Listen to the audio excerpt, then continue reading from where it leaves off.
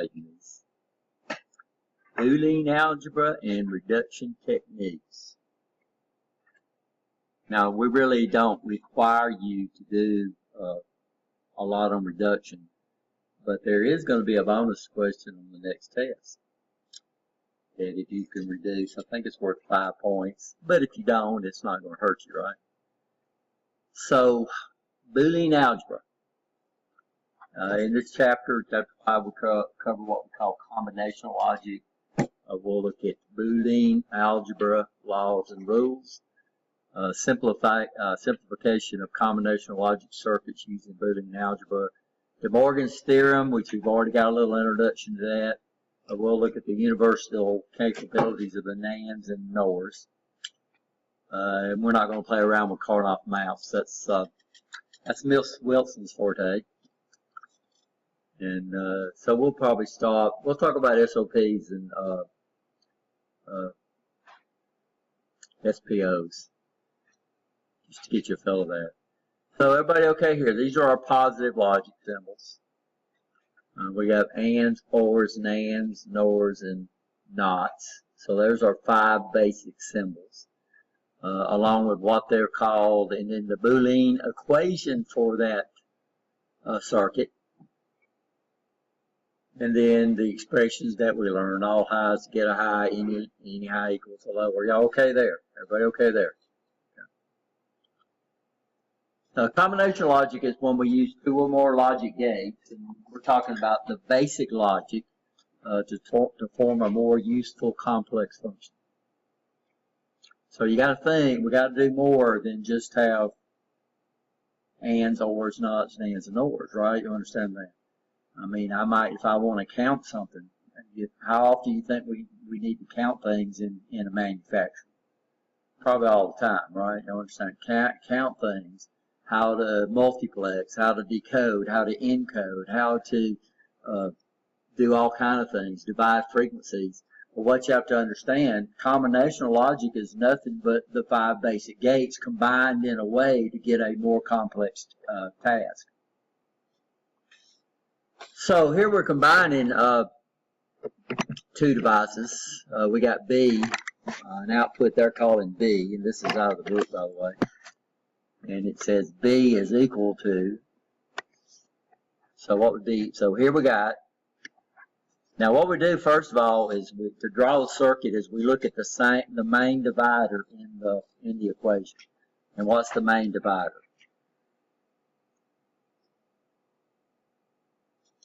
We don't say sum in digital, except in sum of product. Well, but that we're looking for the logic. What's the plus? It's a what? Or, okay. So I know we're going to output it on an or. And here's B out here. So in logic, and this is what I was explaining to a guy, this is a symbol. Y'all understand that? And what is a symbol? It's when we use something, some type of graphics to represent something else, right? You understand? So in math, that indicates plus.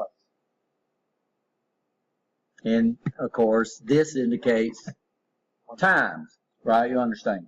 But we're not in math. We're in Boolean or we're in digital. So these symbols mean different things. So this symbol right here means or. This symbol right here means and. With a D, Rich. And, y'all understand that? So we're not going to use the term plus, and then we're not going to use the term minus. Right? Y'all understand that? Everybody okay there? So when I look at the main divider, I saw that this right here is an OR. So what did I do? By the way, this is the output right there. So the output will be on the left, which is kind of strange because on the circuit, the output's going to be on the right. But the Boolean equation, the output is on the left. Because that's what we're solving for, right? Y'all understand that? Then what would I have? Well, I got a circuit up here. I got an AND that feeds this, and then I got another AND that feeds this, right? And this would be a signal called K and D, and this would be H and D. And that would be the circuit that represents that equation. Y'all understand that? That's an and up there because that's an and. All the things that, because they're grouped together. Okay, so in math, this indicates multiplication. So all the things we use in math for multiplication, we can use those things as an and. So I could come over here and say A and K. That would be and, right? You understand? I could come up here. Now, normally we don't use an X in Boolean, of course, because why? Because in math we use an X to indicate as a symbol for multiplication. But we can't do that in Boolean because X can be the name of a variable, right, or an expression. So, but we can use a dot to indicate an and. We can put them together to indicate an and. We can put them inside parentheses to indicate an and. Right? You understand that? So all these are true. Understand, Morris? Yeah. So we would say this: K and D or H and D. That's the way we say it.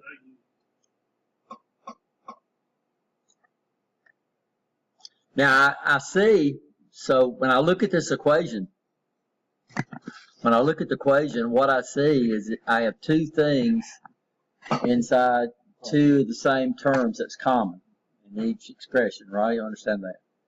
So what would we do? Well, we could come up here and we could, in math, we call it factoring it out. So we could factor that out. So if I factored out the D, I'll put the D out there, and then what would I put inside here? I put K or H. Okay, now if I draw that circuit, now my main divider is an and. See right here? And then I would bring in K, D on one input, and then on this input I would drop back and I would bring in OR. And then I would put KH. Now what you got to realize is if we did the truth table on this would give me the exact same truth table. But here I did it with 1, 2, 3 gates. Here I did it with what? 2 gates. Now to you that don't seem like much. You know, but Mercedes makes 150,000 cars a year. And they're up in their production this year to try to do 300,000 cars. Well, what you're talking about to us, it seems like it's nothing. You know, okay, you're going to save, 45 cents. But when you multiply 45 cents times the number of OR gates that might be in that ECM module down there, you're talking about maybe $1 a car. If you save $1 a car and you're putting out 300,000 cars, you just saved yourself $300,000. So, you got to look at the big picture, not at the little tiny thing when you manufacture these things. Yeah, so just think when soap used to be made like this. Now they make it like this. Y'all understand that? Well, what did they do? They cut out that little bit of soap right there. To us, it seems like nothing. We didn't even complain about it. But think about that, how much money that saved Dial or Save Ivory when they sold it for the same amount of money. They didn't raise the cost of the soap. They just made the bar a little smaller. But they charge you basically they would charge almost the same price because they're competing with the guy next door, so, but they do little things like that. And to us, it looks like nothing, right? You understand? Well, we might save 2 cents on the production, but think about the amount of soap that Dial makes. That would be probably $1 million a year, saving 2 cents a bar, right? You understand that?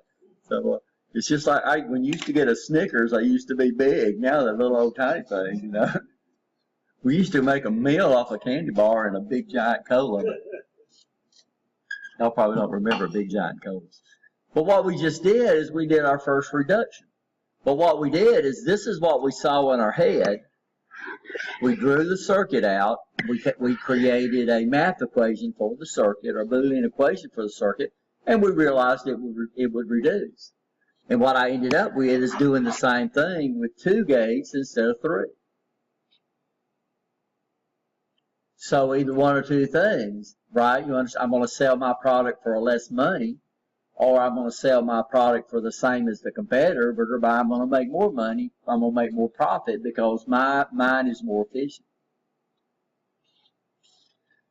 So let's see. So here, they wanted to come in. This is my car does this.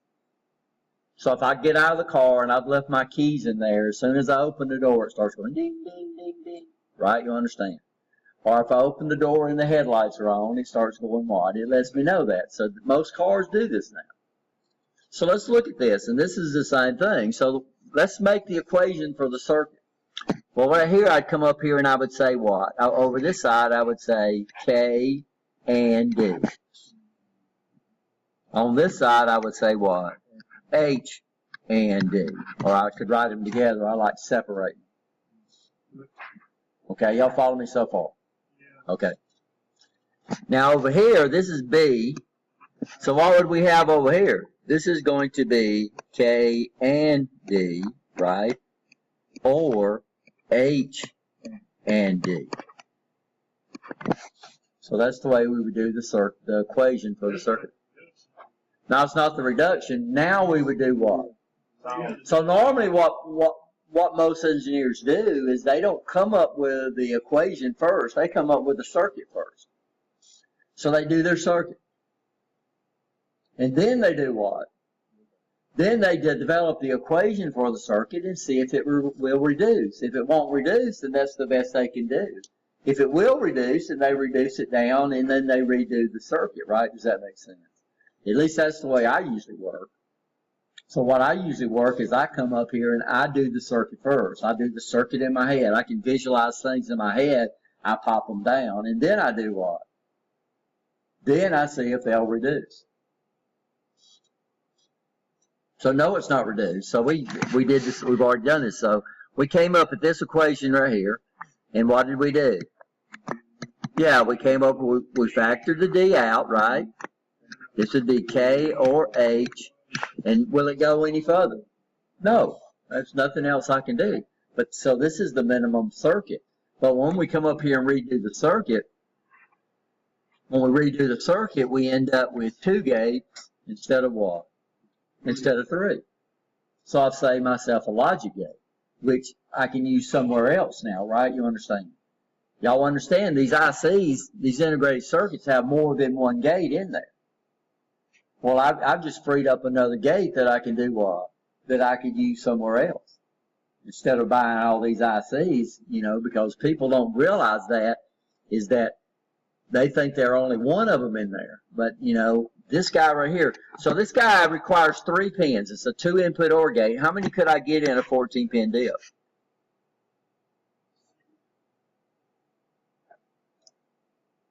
Most people forget about this guy right here. When we identify a gate, we identify it by the number of inputs. They take for granted, you know, it's got to have an output.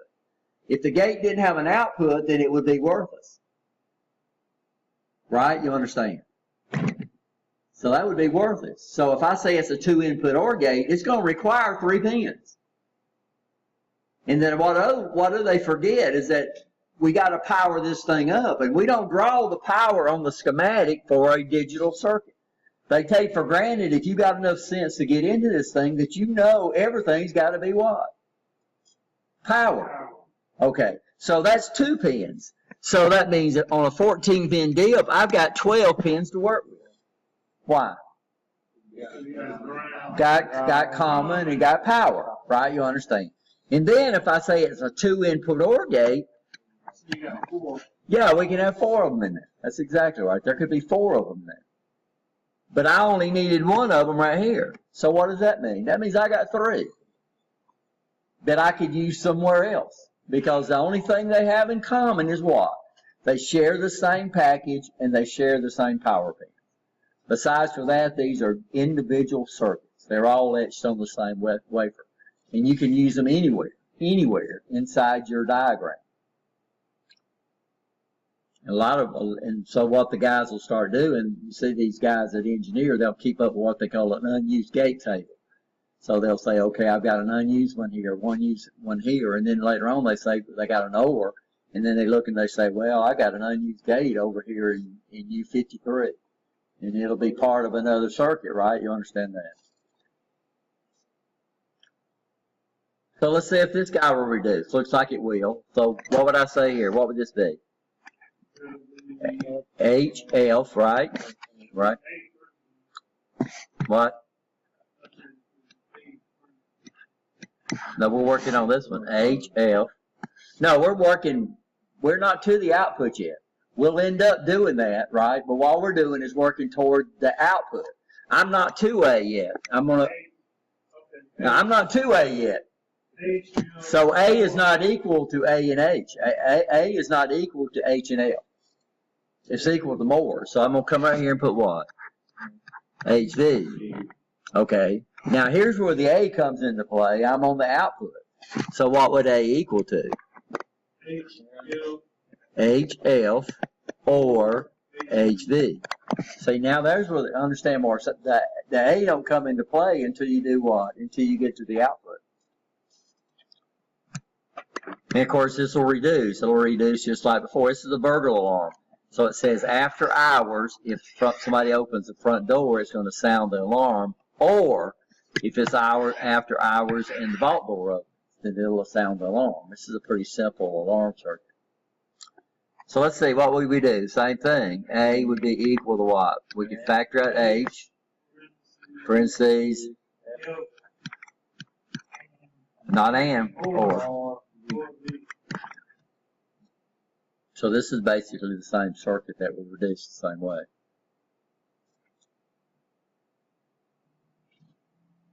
Of course, this is what they'll do. So if I did this equation, I would come up here and I would say what? I would say F or V, right? And then I'd come over here and I'd say H, and of course, and, so I'd open the parentheses and put F or V. But it does the same thing. Don't understand that. So this is carried through. So here we've got what? AB. Here we got C and M or N. Right, you understand? And then we come over here and then we've got this. Well, this reduced. Yeah. No. Why? Because I don't see any like terms. So if we see like terms inside the equation, odds are it's probably going to reduce, right? You understand? But there's no like terms. This is the best we can do with this circuit right now. So that means all circuits are not going to reduce. Okay, are you okay? Make sense? Yes or no? So let's do the equation for this one. So what would I have right here? I'll have AB. What would I have right here? CD. Are we okay? Okay, what would I have right here? AB or CD. Okay, and what I have right here? E. Okay, so what would X be equal to? X is going to be equal to, yeah, or X.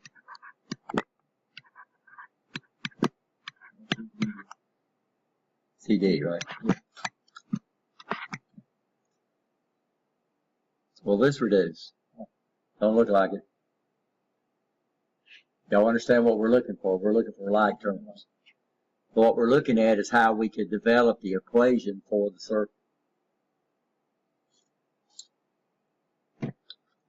So this is basically a lot of the rules we have here, what you learned in algebra. You've had algebra. If you're in the associate's degree, you will have algebra. So they're saying the cumulative law says if I've got ors, I can rearrange them any way to try to put like terms together, right? So it's saying A or B is equal to B or A. Also, associative law, which is basically the law of grouping. If I've got ors, I can group them any way I want to, right? You understand that? That makes sense? Distributive law, a lot of times we have to expand it out to reduce it. And you'll learn that in algebra. So you'll have something that's already reduced, but then you got something else over here that's got some of the same stuff in it, and you have to expand it back out. So we do it the same way. So I take this and add it with that, and then I would take this and that and OR the two together. That's exactly what you do in algebra. Are you okay?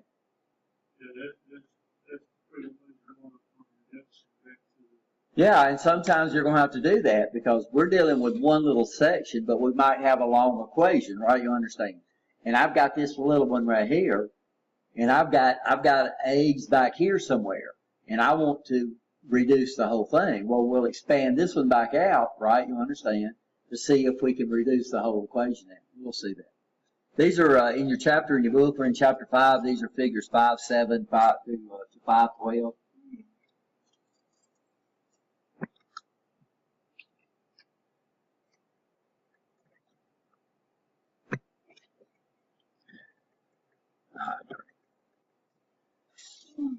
So 5, 7 through 5, 12. These are on page 161. 160.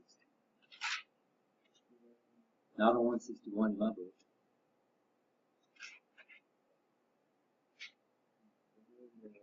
Now mine's on 162. Of course, y'all might have a different version.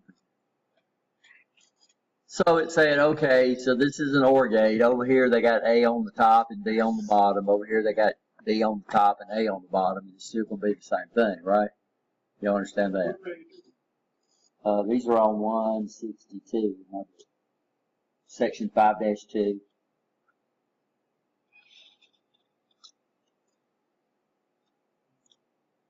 This is an AND gate. Over here they have ABC. Over here they have BCA. Is that going to give me any different results? Except some of my stuff is missing over here. Yeah, it's the same. So what they're saying is just like in algebra, if you got these, if you got multiplication and addition, you can rearrange things as long as you know the order to group things together, so it makes it easier to reduce, right? Have y'all had algebra yet?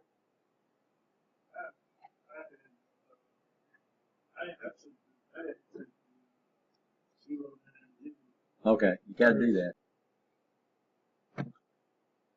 So these are all pretty straightforward. Here they're going ahead and carrying it through.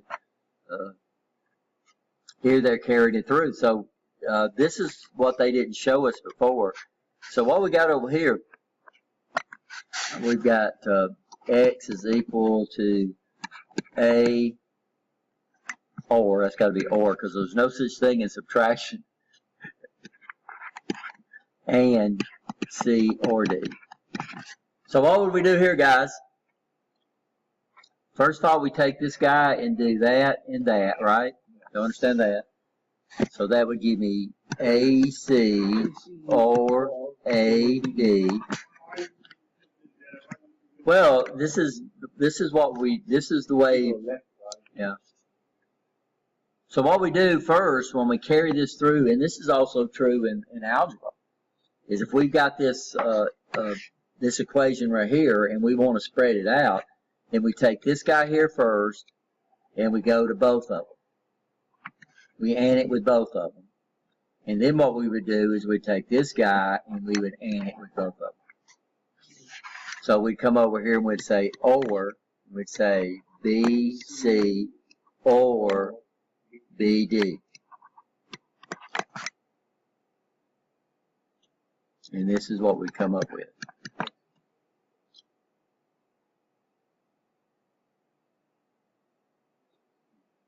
Huh?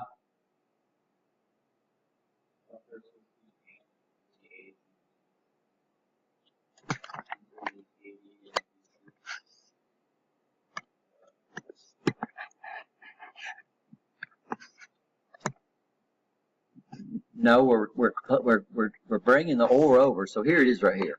I mean, it's in your textbook. So what we do is we come over here as soon as I get my pen. We take this and we AND it with that, and then we separate it with a what? An OR. And we take this one and AND it with that, and separate it with the OR. And then we move over to the next one. Trying to change colors there. Then we take the B and AND it with that, and then we take this and AND it with that. And then we end up with this equation. This is what I came up with.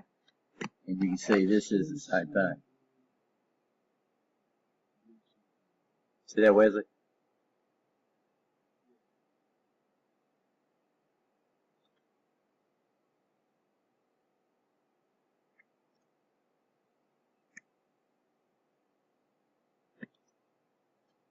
This is pretty common sense. This is on your rules of Boolean algebra. The sheet that I just gave you out. First one says, yeah, it says anything and with a 0 equals a 0.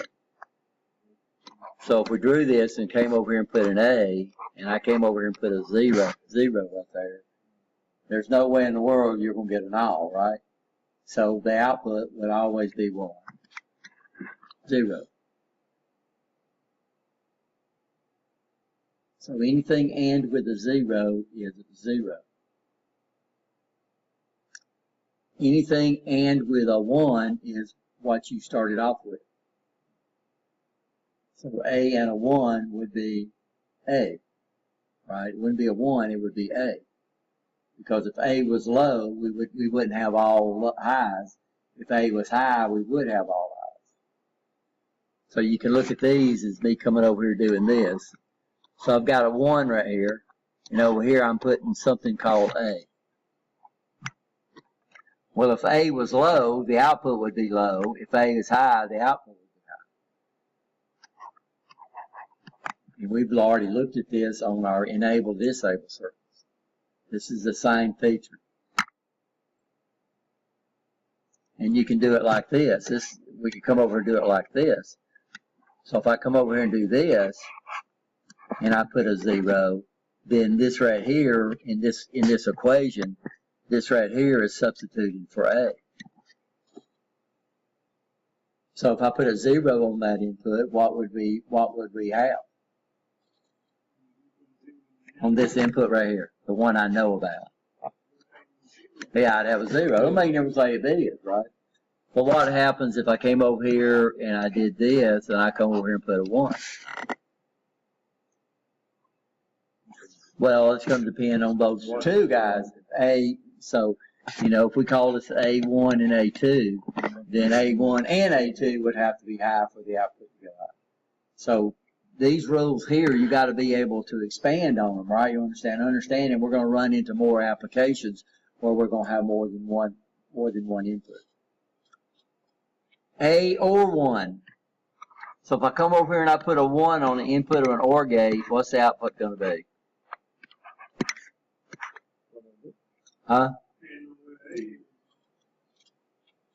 Okay. If I look at an OR gate, I use the term any high 1. Yeah, so we got the gate closed, right? You understand that? We got the gate closed.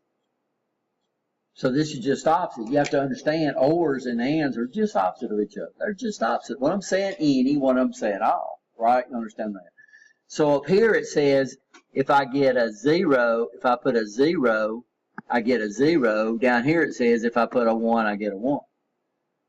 Down here it says if I put a 0, I get a what? I get A. Y'all understand that? Them suckers are just opposite from each other. You think about in DC, you learn series and parallel circuits. They are what? They are just opposite of each other. If you add resistance to a series circuit, total resistance goes up. If you add resistance to a parallel circuit, total resistance goes down. Current's constant in a series circuit, voltage is constant in a parallel. So in a series circuit, the voltage is distributed through the circuit. In a parallel circuit, the current's distributed through the circuit. So these are some applications here. These are all. Yeah, these are on your sheet. Yeah, I got it. Yeah. No, it's on the blackboard. Huh? It's on the blackboard. That's the sheet I gave y'all. Yeah, The rules. it's on that one. These are all the rules. And that's on Blackboard too. I gave you this copy. You can lose it. So what's 14, 15? This is an AND gate. What are they trying to show us? I don't have any idea.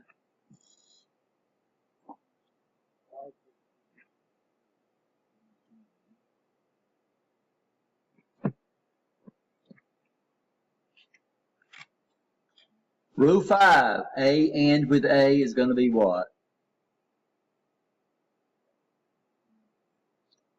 Think about it, A and with A.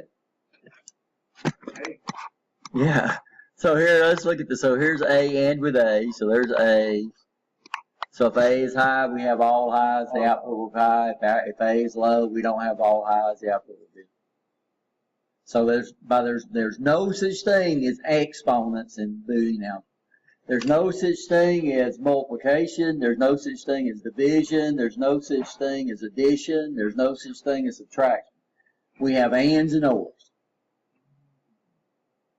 And nands and nors and nots, right? So A and with A will always give me what? A. A or A will always give me what?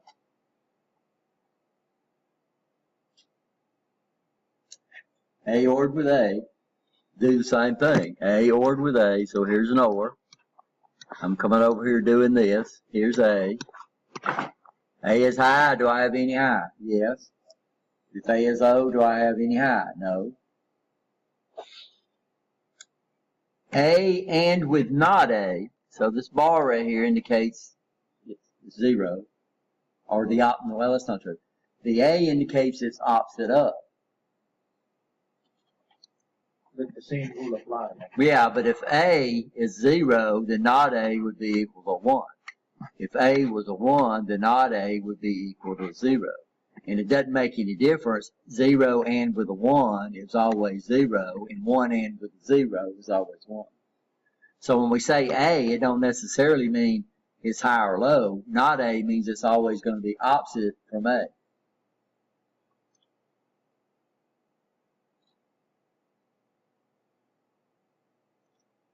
A ORed with not A is always going to be equal to a 1. So A could be a 0. We're going to OR that with a 1. Is that an N? Yes, it is, right? A could be a 1. Then not A is going to be a 0. That's an N. Both these situations right here would be a 1. So if I ever see this in an equation, I'll put a 1 down there. If I ever see this in an equation, I'll put a 0 down there. No, it's not times. It's and. That's all. That's all. And I know that's going to be hard for y'all guys. I had a guy here today was having problems. But this one, the same rule apply, like what we apply in is plus minus minus plus. Same thing. No. I don't know what you mean. Plus, there's no such thing as a plus, and there's no such thing as a minus. That was like under rule 7. A could be anything. Yeah, What could A be? That's a positive. No, it's A. A, straight A. So on the second A, we have a line on the top that represents negative. No, that means not A. So y'all look up. This is a very good question. So Kareem's up here saying this means positive and this means negative. No, it don't. It means A and not A. Well, what can A be equal to? It's digital. What can A be equal to? Oh, well, no, it can be a 0 or it can be a 1. Whatever we Okay, 0 or 1. So we're not saying it's positive. We're not saying it's negative. It's either going to be a 0 or a 1. It has no sign. It's just that if I come over here and A is a 0, what would not A be? It'd be a 1. That's what not A means. It don't mean negative. It don't mean positive. It means it's going to be opposite up. Y'all understand? And if A is a 1, what would not A be? It'd be a 0. And that's what that means. So there's no negatives, there's no positives. In fact, we'll talk about a method of representing negative. We can represent negative numbers with binary. It's not fun, but you can. So in regular math, we got this sign right here that indicates negative. What do we have in binary? All we got is 1s and 0s. So how are we going to represent a negative number in binary? Well, we got to use a 1 or a 0. I'll show y'all that later. We use a method called 2's complement, and it's the neatest thing you ever seen, which is what your calculator does. And the computers use 2's complement to represent negative numbers. And I'll show y'all that later on. We'll talk a little bit about math, but you need to understand 2's complement, because if you don't understand that, you'll get strange answers. You have to watch the sign properly. There's no sign. Or and N. What's that? Or Or an and. No negative. We've got the complement of. We don't call it negative, we call it the complement of. And in digital, or even in electronics, when we use the term complement, it means the opposite of. So it's not making you a compliment, it's complement.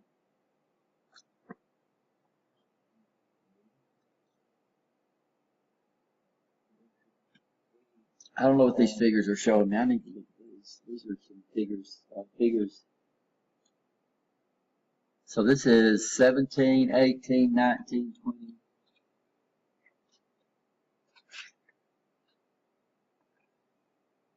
Root 2, root 3. All your rules, by the way, in the book. And they show you the truth tables. Looks like on page 74, 164. yeah. All the way up to rule 10, which is, I think, no, we're on 8. So, guys, I don't know where these circuits come from. 15.7. My figures are not the same as the one in the book. I don't know where these came from. They came from out of the PowerPoints for the text. Undoubtedly, I got something screwed up.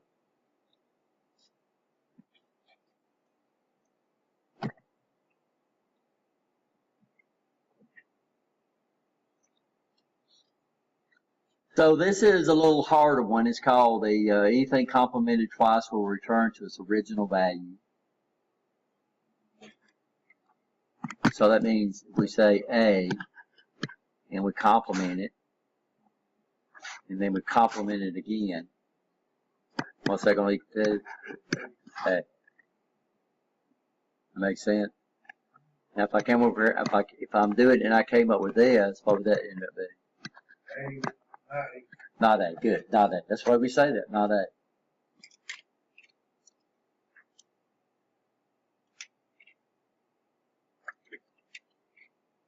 You have to be kind of careful, guys, because some of our equations looks like this. And this is not what we would refer to as a double negative. So some terms we kind of, because this bar goes all the way across. It means it's low active output. This is a negative for O. Now, if I came over and had that, then that would end up being this, right? You understand? Because we get this right here, we get rid of that. Y'all understand that?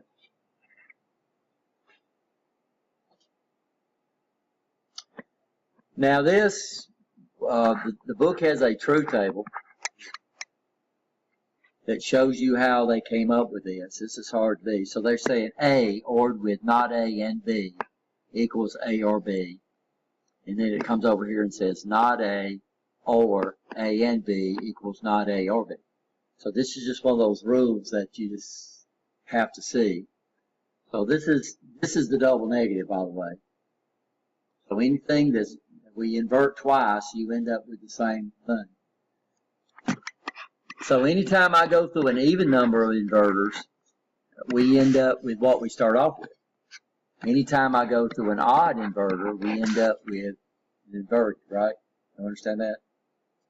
So here I would have A, here would I have not A, here would I have this, right? You understand? Which gives us what? A, and then over here I'd have not A again. So when you go through those inverters, if you go through an odd number inverters, you end up with the opposite. If you go through with an even number inverters, you end up with the same, right? That makes sense? Y'all understand what I'm saying? So over here we're starting off with A, okay? Let's say I go through 2 inverters, which would be an even number. Well, this right here would be A, right? This right here would be not A. This right here would be not A, which gives me what? Which gives me A. Right? You understand that? In math, we call it a double negative. And people, you know, just like this is like when you say, I ain't got nothing. Which we do down here in the South all the time. But when you say, I ain't got no, you just use a double negative, which means you got it. So anytime you got a double negative, then that means you end up with a positive. And that's true in math. But what we're doing is we're taking an inverter in. So let's look up here. So let's prove that.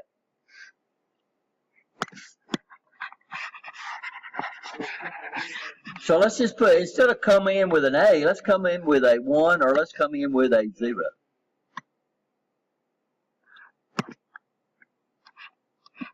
So let's say I come in a 1. What would I have right there? 0. Is that the same or opposite? Okay. What would I have right here? Well, good gracious, that's exactly what I started off with. Okay. And what would I end up right here with? 0. So we can go on forever. Let's come over here. Let's put...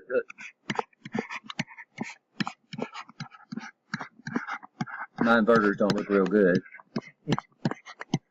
Okay, let's start right here. I'm going to put a 1 right there. What would we have? 0. Okay, what would we have right here? 1. Okay, so that's 2, right? You understand that's an even number. What would I have right here? 0. What would I have right here? Well, that's 4. So if I've got an even number, I'll end up with what I started with. If I've got an odd number, I'll end up with the opposite. So there's 1, 2, 3. So here's 3. Here's what I started off with. What did I end up with? The opposite. Here's 4. I ended up with the same. Here's 5. I ended up with the opposite. Here's 6. I ended up with the same. If you have an even number inverters, you end up with the same that you started off with. If you get an odd number, you end up with the difference. Yeah.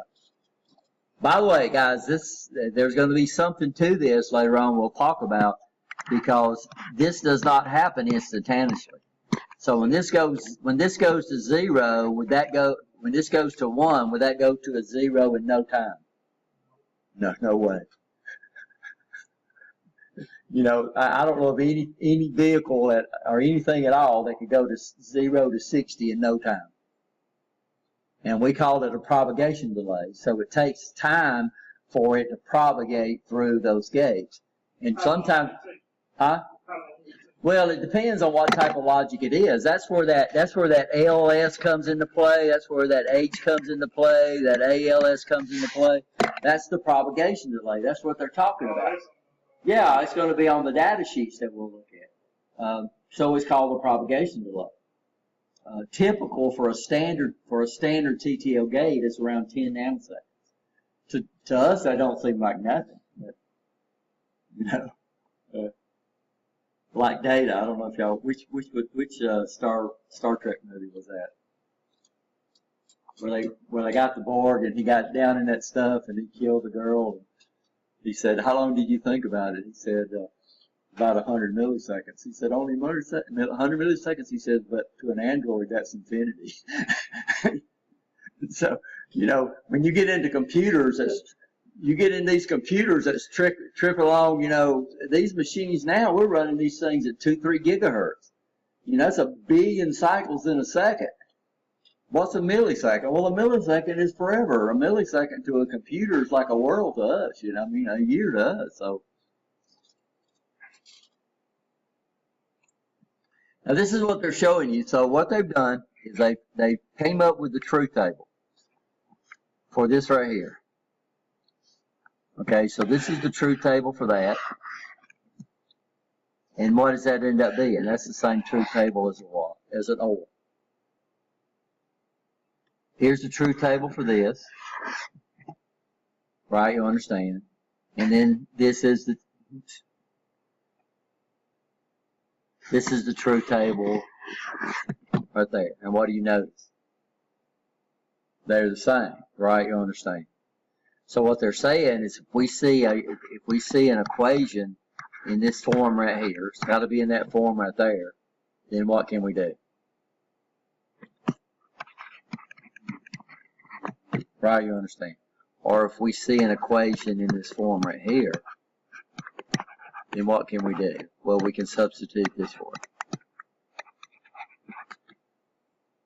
And that's just something you'll learn over time. So we're not, and this is all the rules. That's all 10 rules right there of reduction. So what we're saying is if we understand these rules, if we can apply these 10 rules, these are the 10 rules we would apply to circuits. Most of them's common sense. So if you look at these, well, not common sense. Most of them are obvious. Like the first 8 rules are just what would make sense if I came over and drew the gate out, right? You understand that?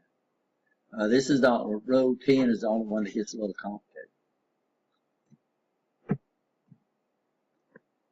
And here's the laws and here's the rules. So let's see if we can simplify this, guys. See if y'all can simplify this.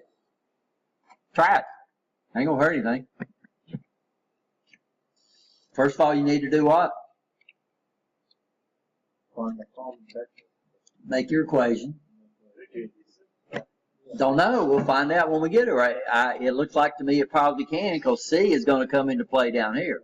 So C is right there and C is over here. It looks like probably it's going to be, when you see the same input go to multiple places, I'm not saying it can't be simplified, but I'm saying it appears like it may be. Okay, so what do we have right here? Y'all do the equation. What we got right here?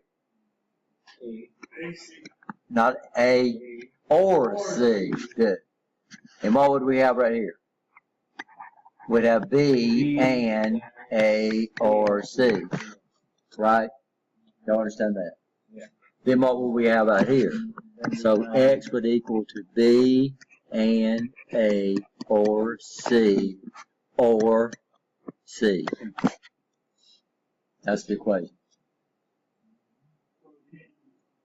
Yeah, but what we're going to have to do is we're going to have to do what we talked about a while ago. We got a simple circuit right here that I've got a C in, so I'm about to spread that circuit back out so I can reduce it.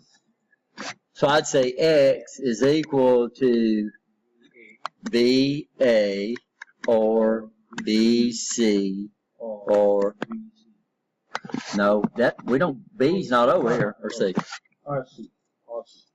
Okay, guys, what would I do? Well, I'm going to rearrange this. I know I can move this thing around. Well, no, we got BC together.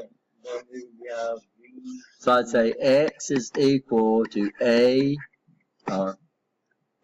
I'd factor out the C, and that would give me what?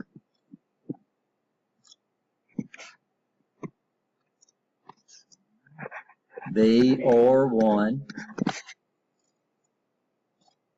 I factored out the C, right? Oh, okay.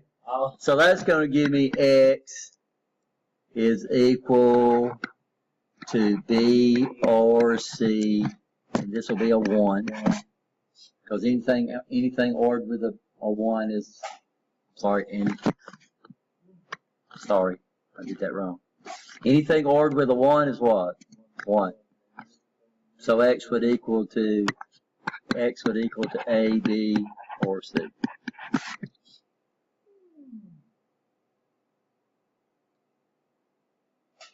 Or BA plus C. I just usually like to put the terms in order. And that's legal, right? You understand? So AB and BA are the same. We factored out the C. So when I pull this C out, what did it come up and give me? It gave me a 1, right? You understand? Yes or no? Okay. And then I said, well, anything ORed with a 1 is a what? 1. Anything AND with a 1 is itself. And then we came up with that. So what we did is we end up with this guy. What's my output of my circuit? My output of my circuit is an AND. Over here, I'm going to put a B. Over here, I'm going to put an OR. And over here, I'm going to put AC. And how many gates did we go from? We went from 1, 2, 3 to what? To 2.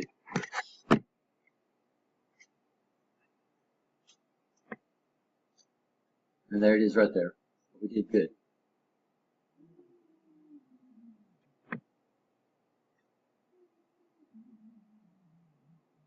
Okay, guys, y'all reduce this one. It's my class room.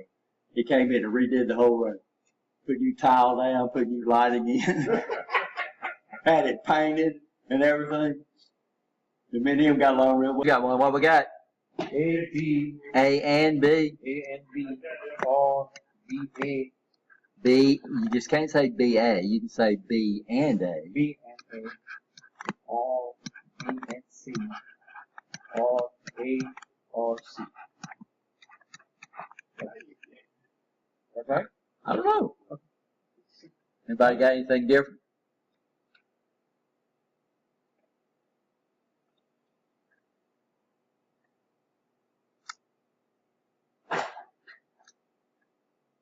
I don't see an or C up here, but we'll see it. Are you ready? I just draw it. So y'all need to give it a shot. Good gracious. That's all right. I mean, either you're right or wrong. You know. Okay, guys. So what do we got right here? A or B. Yeah. What do we got right here? C, B and C. B, C. Okay. Then we have Now we got to use parentheses right here. A or B and B, C. Or we can swap that around, right? then on the top A. We got A up here. So it looks like we have, that looks like it to me.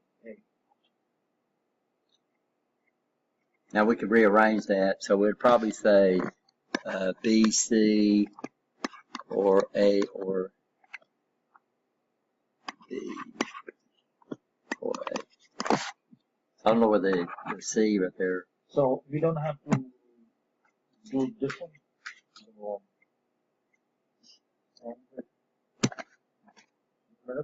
Because this thing going in. Yeah, that's what we did. Okay. So let me erase this.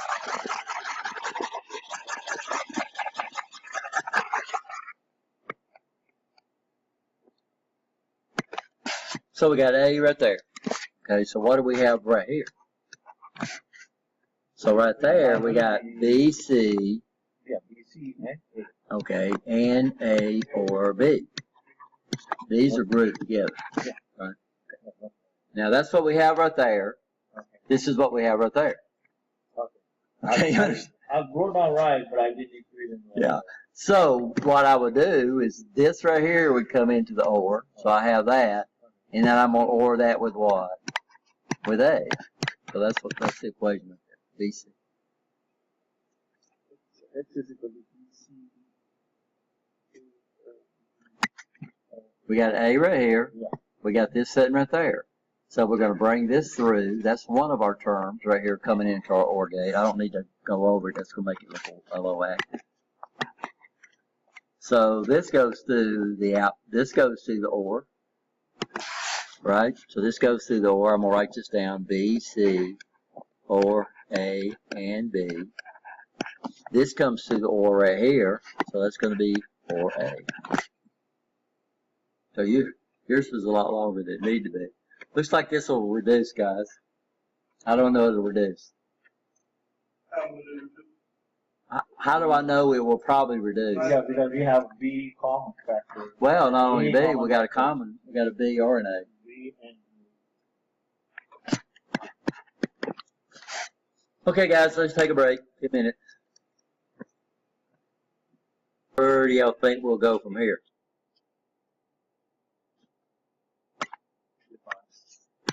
And how we're going to simplify it.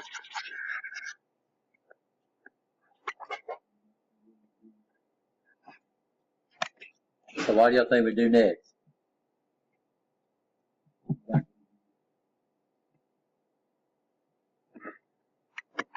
X is equal to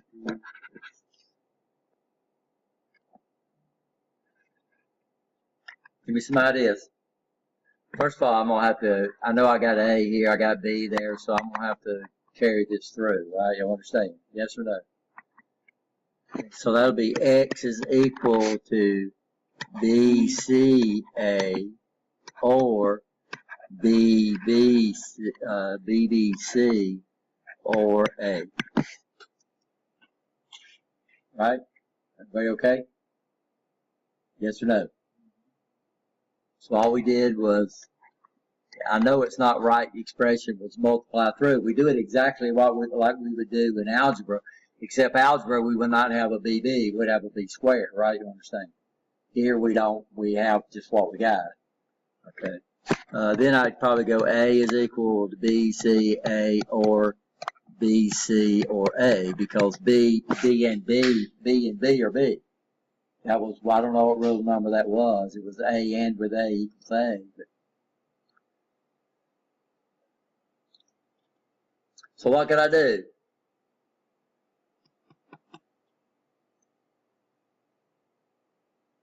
This A out here is going to equal a 1, so let's come up here and move this around. So X is equal to BC or BCA or A. Now I did that because I know I'm going to pull that A out of there, and that's going to give me a 1. So we can rearrange that, right? You understand? Then I'd say X is equal to BC, or I'm going to factor out A to start off with. So it's going to be A is equal to BC or 1. So then I would say, well, X was equal to BC or A BC. Because anything ORed with a 1, I'm sorry, the B is gone. So anything ORed with a 1 is a what? A 1. Anything AND with a 1 is it. So we got BC or A is what I came up with.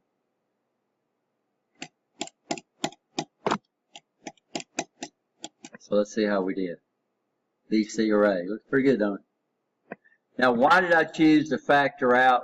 Why did I choose this instead of factoring out the B? You'd have probably came up with the same thing, but I saw this A right here, right? You understand? And I saw that A right there. This A right here was by itself, so I know when I factored it out, I'd end up getting a 1.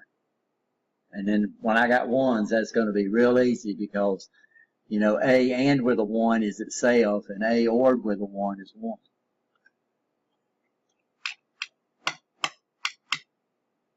So we went from 1, we went from 1, 2, 3, 4 gates.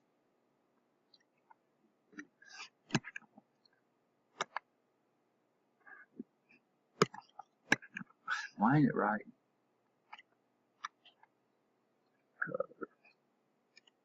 There we go. So we went from 1, 2, 3, 4 gates over to 2.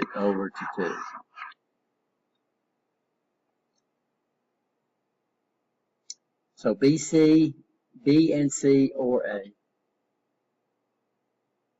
But this is where those rules come into play. So I knew right there, since that had BB, over there it said A and A. But you got to understand, that's just a general rule, right? You understand? So I saw B, and B, and I know B and B was equal to B. So when I came down there, I dropped one of my B's. That makes sense. So we came up and we end up with this guy right there. B, C, A, which would give us X would equal to B, C, or A.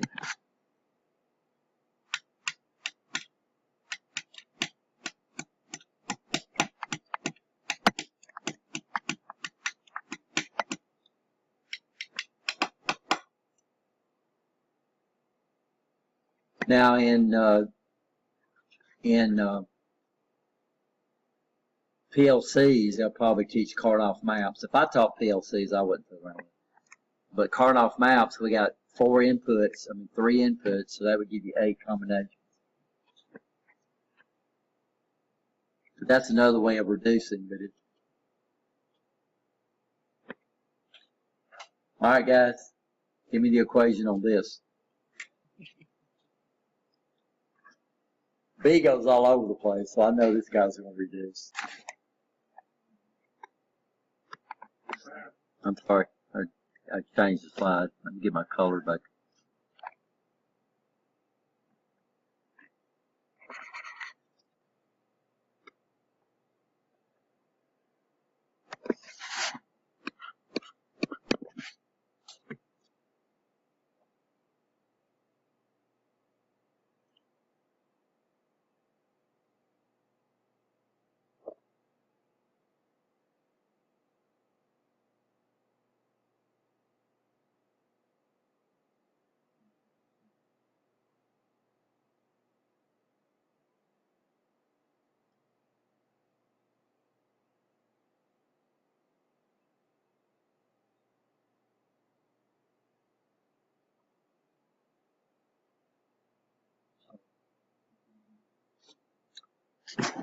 So what you got, Kareem?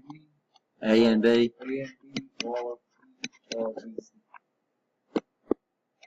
Or B or BC? Looks like we're gonna have a bar in here somewhere, so I see that inverter, so that's probably not quite correct. Anytime I see this, we're gonna have a bar on top of something. Yeah, so let's look. So this right here will be what?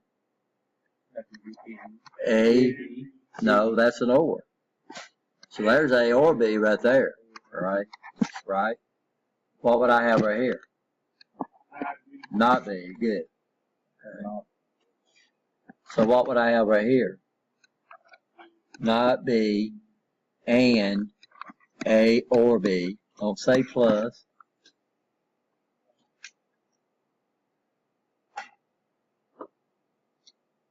What would I have right here? B and C or vice versa. I usually put the low letters first. So right here I've got not B. Right here I got BC. So what I'm going to have? Well, I'm going to have not B, A or B. Then I'm going to have or not B or BC. So what we did is we came up, every one of these things we put on the input, I just carried them over and put a what between them. I just put an or.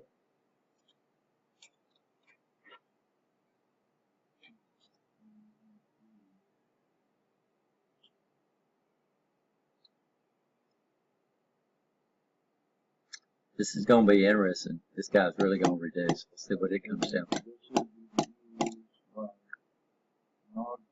See, I knew yours was Kareem right off the bat because I knew we had this guy right here. But this would be this one, right? A or B.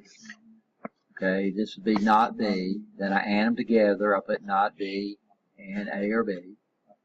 And then over here I have not B sitting right here, and here I have BC.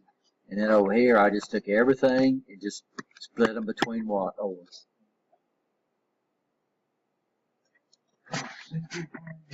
Okay, so let's simplify this. So X. First thing I'm going to do is I'm going to carry my B through.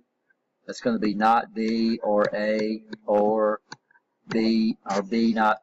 I don't know why I wrote A, guys.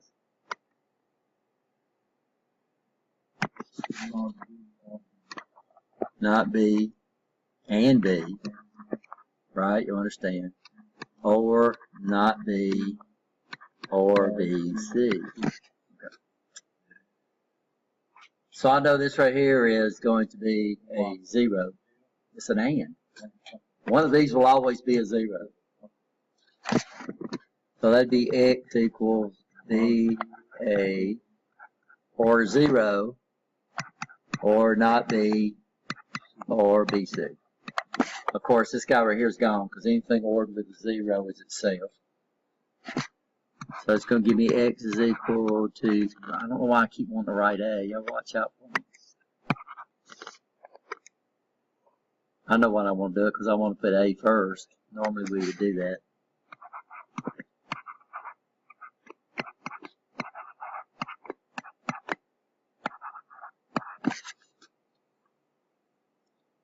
Okay guys, what do I do now? Yeah, we can do this. Can't do this right now because this is not, it's not low active, right? So that should, I'm gonna factor out my not B, so that's not B is equal to A or 1 or BC.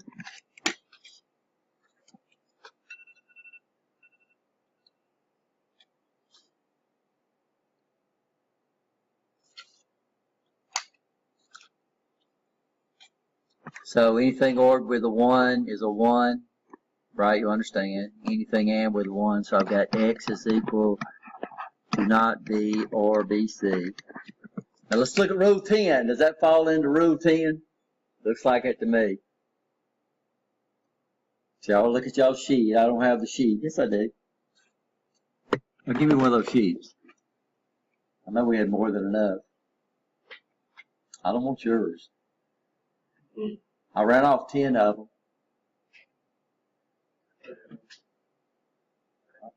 So somebody's got to spare somewhere.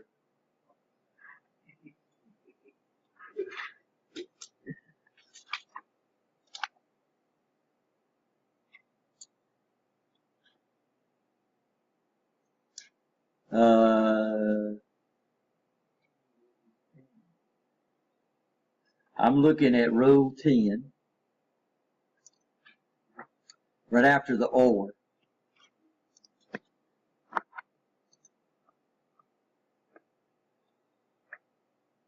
So y'all see Rule 10, it says X is equal to not A and Y. X is equal to, yeah, or not X, or X not Y, X and Y. So that's that rule right there. So this should be equal to or C. I don't think that's right. I think we went wrong somewhere. Oh, we got it right. Not B or C.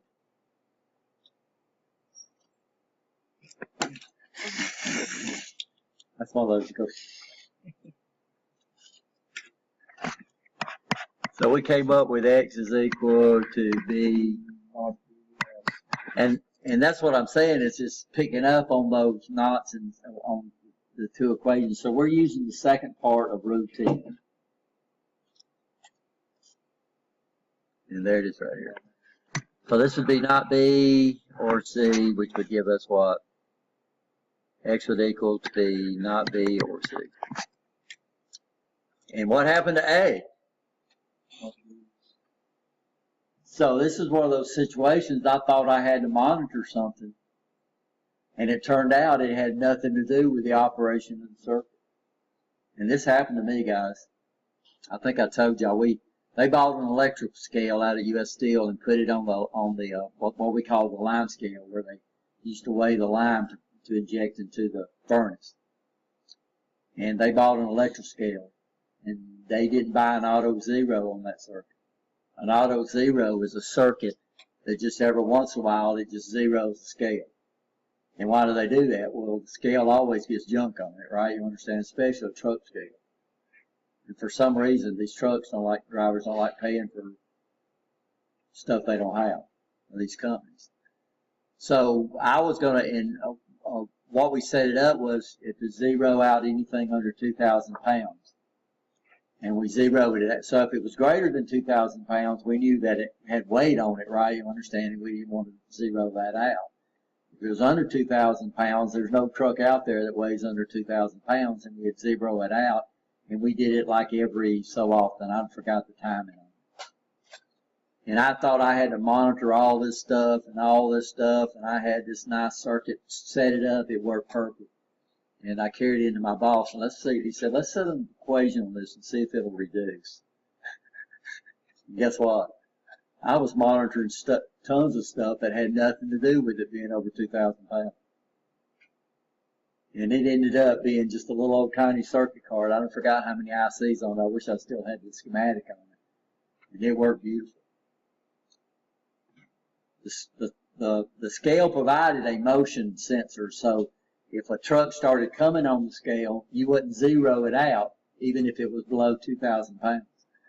So, and it works, if the line scale still has an electric scale on it, it's got my auto zero circuit on it. So it doesn't mean just because you come up with something in your head, think you got to monitor all these things. If you got an input that makes no difference what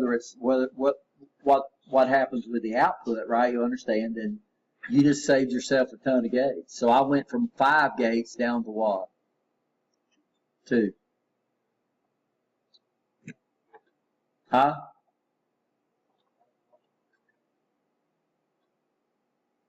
Did you ever work on you worked out there, right? Did you ever go to the line scale over there? I mean, the truck scale, that.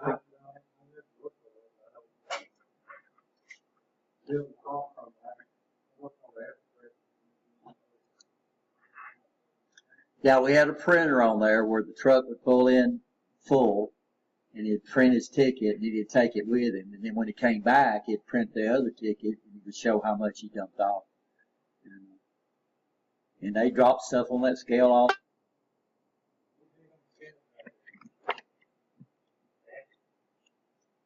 You know, chargers don't work if you don't plug them in.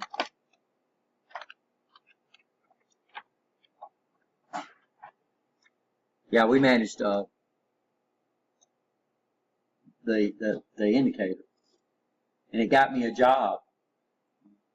So they was having problems with the scale weighing right, and they called the scale company out called Aero Equipment. And I was assigned as the technician to go over there while they worked on and calibrated the scales. And then when they laid me off, when they built the pipe mill, the guy hired me to come out there and work on it. So I wasn't off. In fact, I think I got the job the same day I got laid off. And then I left out Aero Equipment and came here.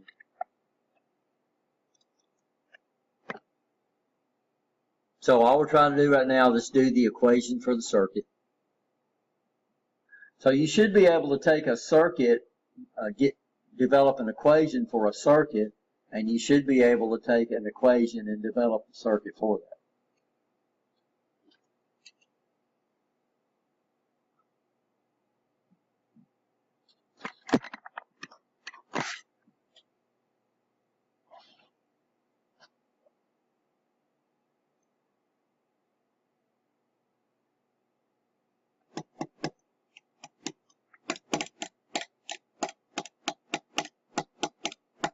We got a test coming up next week too, right? I think. Today's the 21st. So.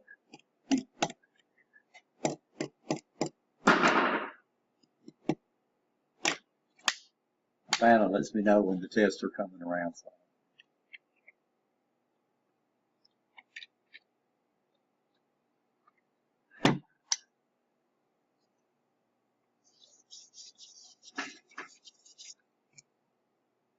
Okay, guys. Anybody got it? Or are we still working on it? Okay.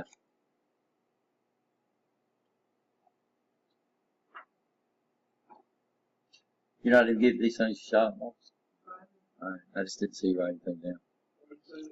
Because I didn't see you write anything down. Okay. That's good. You sneaky. I said you're sneaky. I'm just joking. Okay. Anybody got it? Anybody want to try it? Somebody but Kareem. He's tried it.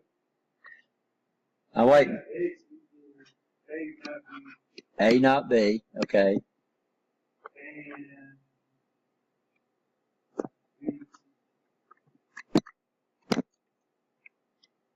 And B, C. Of course, we can combine all those, right? And C.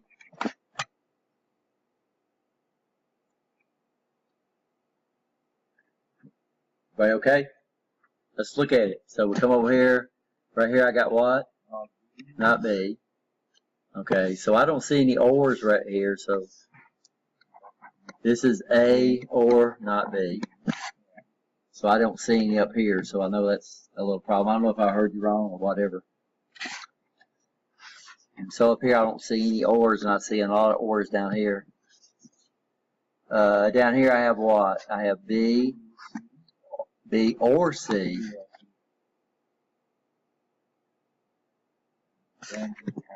Over here I have A or not B,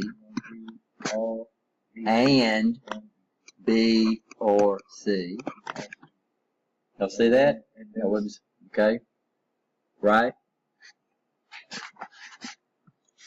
So what would I have right here? I'd have A or not B, right? B or C, or B, and B.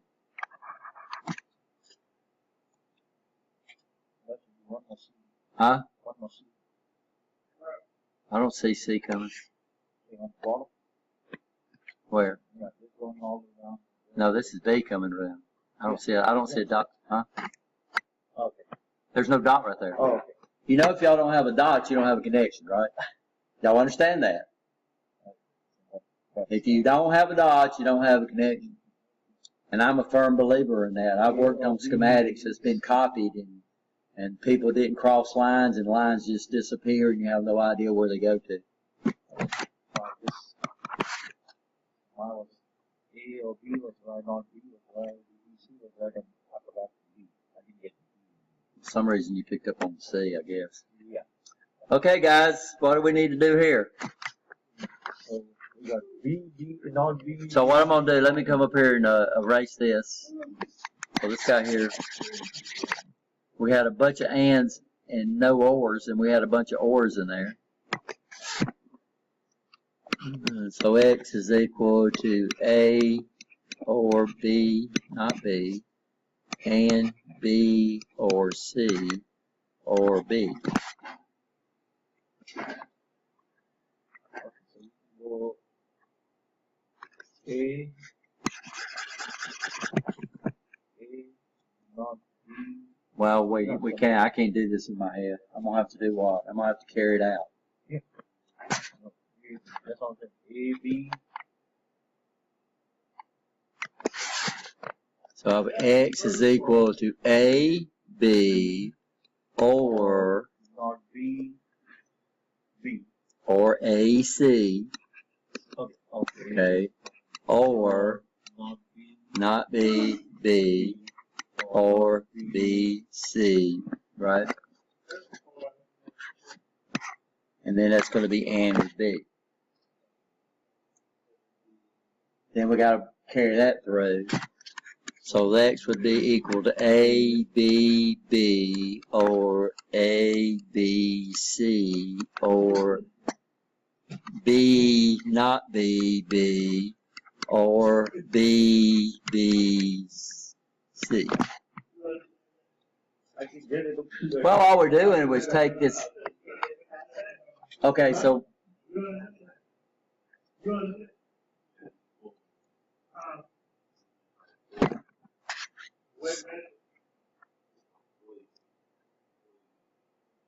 now remember, in Boolean algebra, there's no such thing as a B squared or an A squared. So if I've got B and B, I write down BB, right? You understand? Just spread it out. So what we're doing, let's just take the first section right here. And this is the way we multiply these guys right here. This is the way we would do it in algebra. So when I start multiplying, if I had 333 times 45, I don't multiply it by 45. I take this 5 and multiply it twice, and I take this 4 and multiply it twice, right? You understand? Well, we do exactly the same thing up here in algebra, except we start here. I'm going to take this and it with that. So I'd come up and get what? A and B. Then I take the A. So down here I take this 5 and I go all the way through. I don't start with the 4 until I finish multiplying the 5. Okay. Up here we're going to do the same thing. So here I got it. Then I'm going to take this and do that. So I'm going to split it with an OR because that's what's there, right? And then I'm going to say what? I'm going to say AC. Now I'm finished. I finished with the A. I'm going to move to the what? B. So now I'm going to go here right there. So that's going to be OR, not B, B, and then what? Then I'm going to go here, and this is going to be BC. Not BC. Not There's, oh, I'm sorry.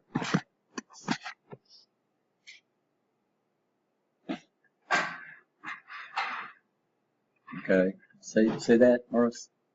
Okay. Now then we got this A and B sitting out here. So now we got to come through and multiply B. So I take that and do that. That's going to give me BB. This is going to give me ABC. This is going to give me B, not BB, which is nice. And that's going to give me BBC. Okay, so I'm going to come over here. This is going to be equal to AB, because B and with a B is B. This is going to be equal to ABC. I can't do anything with that. This is going to be equal to a 0. This is going to be equal to BC. Now, why is this going to be a 0? Because that's A and with not A, right? You understand that? So the 0's gone, so I end up with AB or ABC or BC. Now, what I'm going to look at is I'm going to look at this guy right here, because I know that's going to give me a 1. Now, what you'll find out, it don't make any difference how you reduce it. You still should come up and get the same answer. It's just that if I start over here, I'm going to have less steps. So that's going to X is equal to AB, or I'm going to factor out BC. That's going to be A or 1.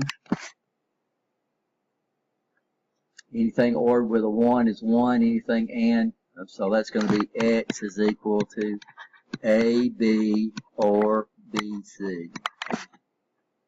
And then I'm going to factor out the B.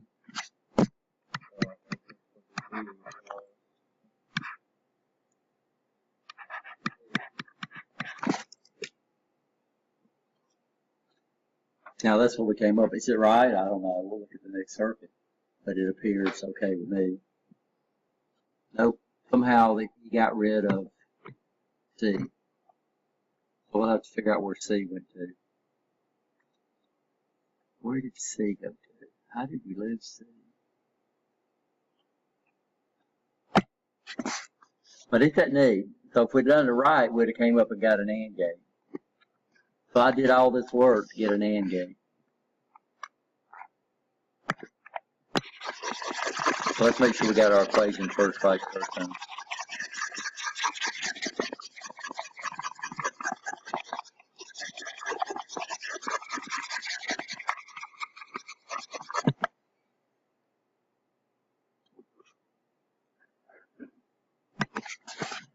So is this right?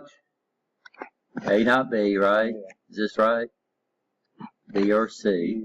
Yeah. Okay. So this is A or B and BC and D. Right? So that looks okay.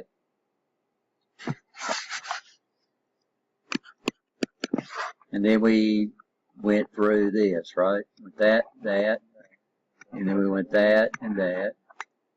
So we came up with A, B, or A, C, or not B, D, or not B, C, and D. Now this was our problem right here. It's gone. So X would equal to ABB or ABC or not B, BB, or, this is where we lost C right here, not B, B, C. So somehow I lost this. Okay, so this would give me, I left off a B. This would give me AB, right? What would this give me? ABC. What would this give me? This give me a 0. What would this give me?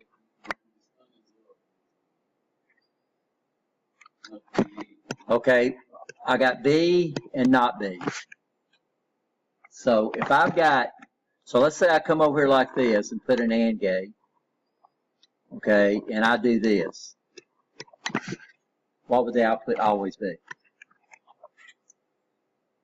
So when this one's high, this one will be low. When this one's low, this one will be high.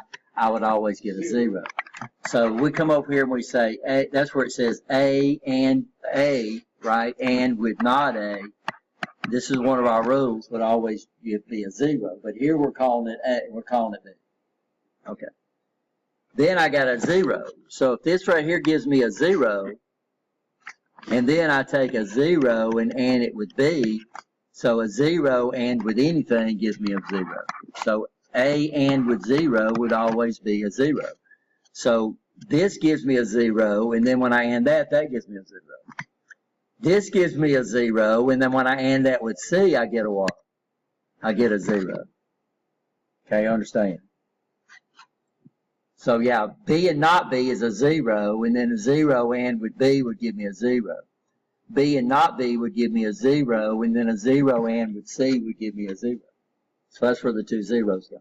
So there, C just went out. So that's where I lost it a while ago, and I saw that. Now I can factor out the what? The AB would be equal to 1 or C. Anything ORed with a 1 is a 1, right? You understand that. So that's going to give you X is equal to AB. And anything AND with a 1 is itself. So that thing reduces all the way down to a 2-input AND gate, which is pretty neat. So C left us right here. C left this one right there, and it left that because when we factored it out. So X is equal to A and B.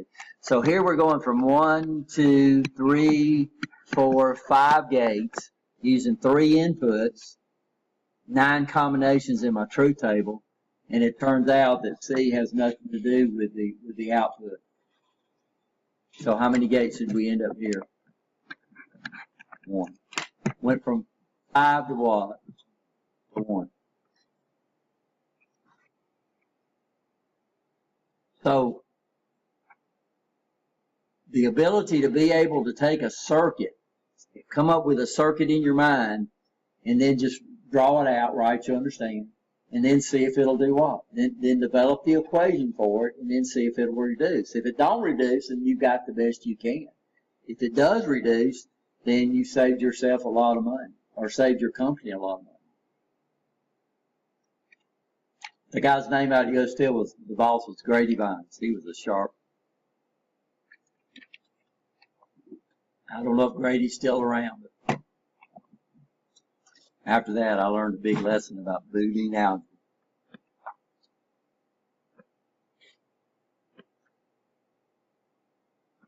Now, we've already been over this. This is what we call De Morgan's theorem. So De Morgan's theorem says every AND has an OR function, and every OR has an AND function. And using that phrase, is this where we came up with our what? Our positive logic. And now we got our what? We've got our negative logic. So we have 5 basic gates, and each gate has 2 symbols. So that gives us 10 symbols for the 5 basic gates. When we go up there and we buy these things, so a negative OR and an AND are the same. Y'all understand that? Yes or no? But what comes into play is when you go out and buy them. When you buy them, you don't buy them by their positive. You don't buy them by their positive logic symbol. You buy, by their negative logic symbol. You buy it from their what? From their positive logic symbol. So we can go up here and we can look. I think we went up here the other day at Jamico. We looked up the 7400 series, and they were all ANDs, ORs, and ANDs, and ORs, right? You understand that? Now, when does the negative logic symbols come into play?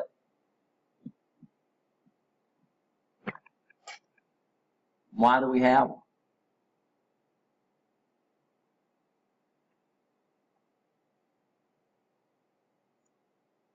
So why would I use them? Why would we go to trouble for learning all 10 of the symbols? I left my camera over in the other classroom.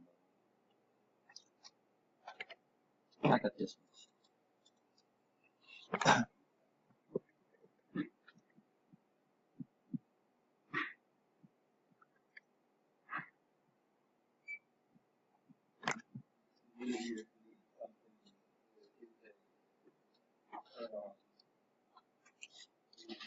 Yeah, guys, I'll show y'all some schematics. And one schematic is drawn in all positive logic.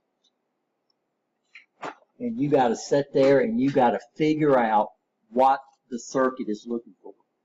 So when you look in the back of your book, some of y'all got it on prints, but some of y'all, some of the books, it depends on which version you got. We got a set of schematics in the back of our book.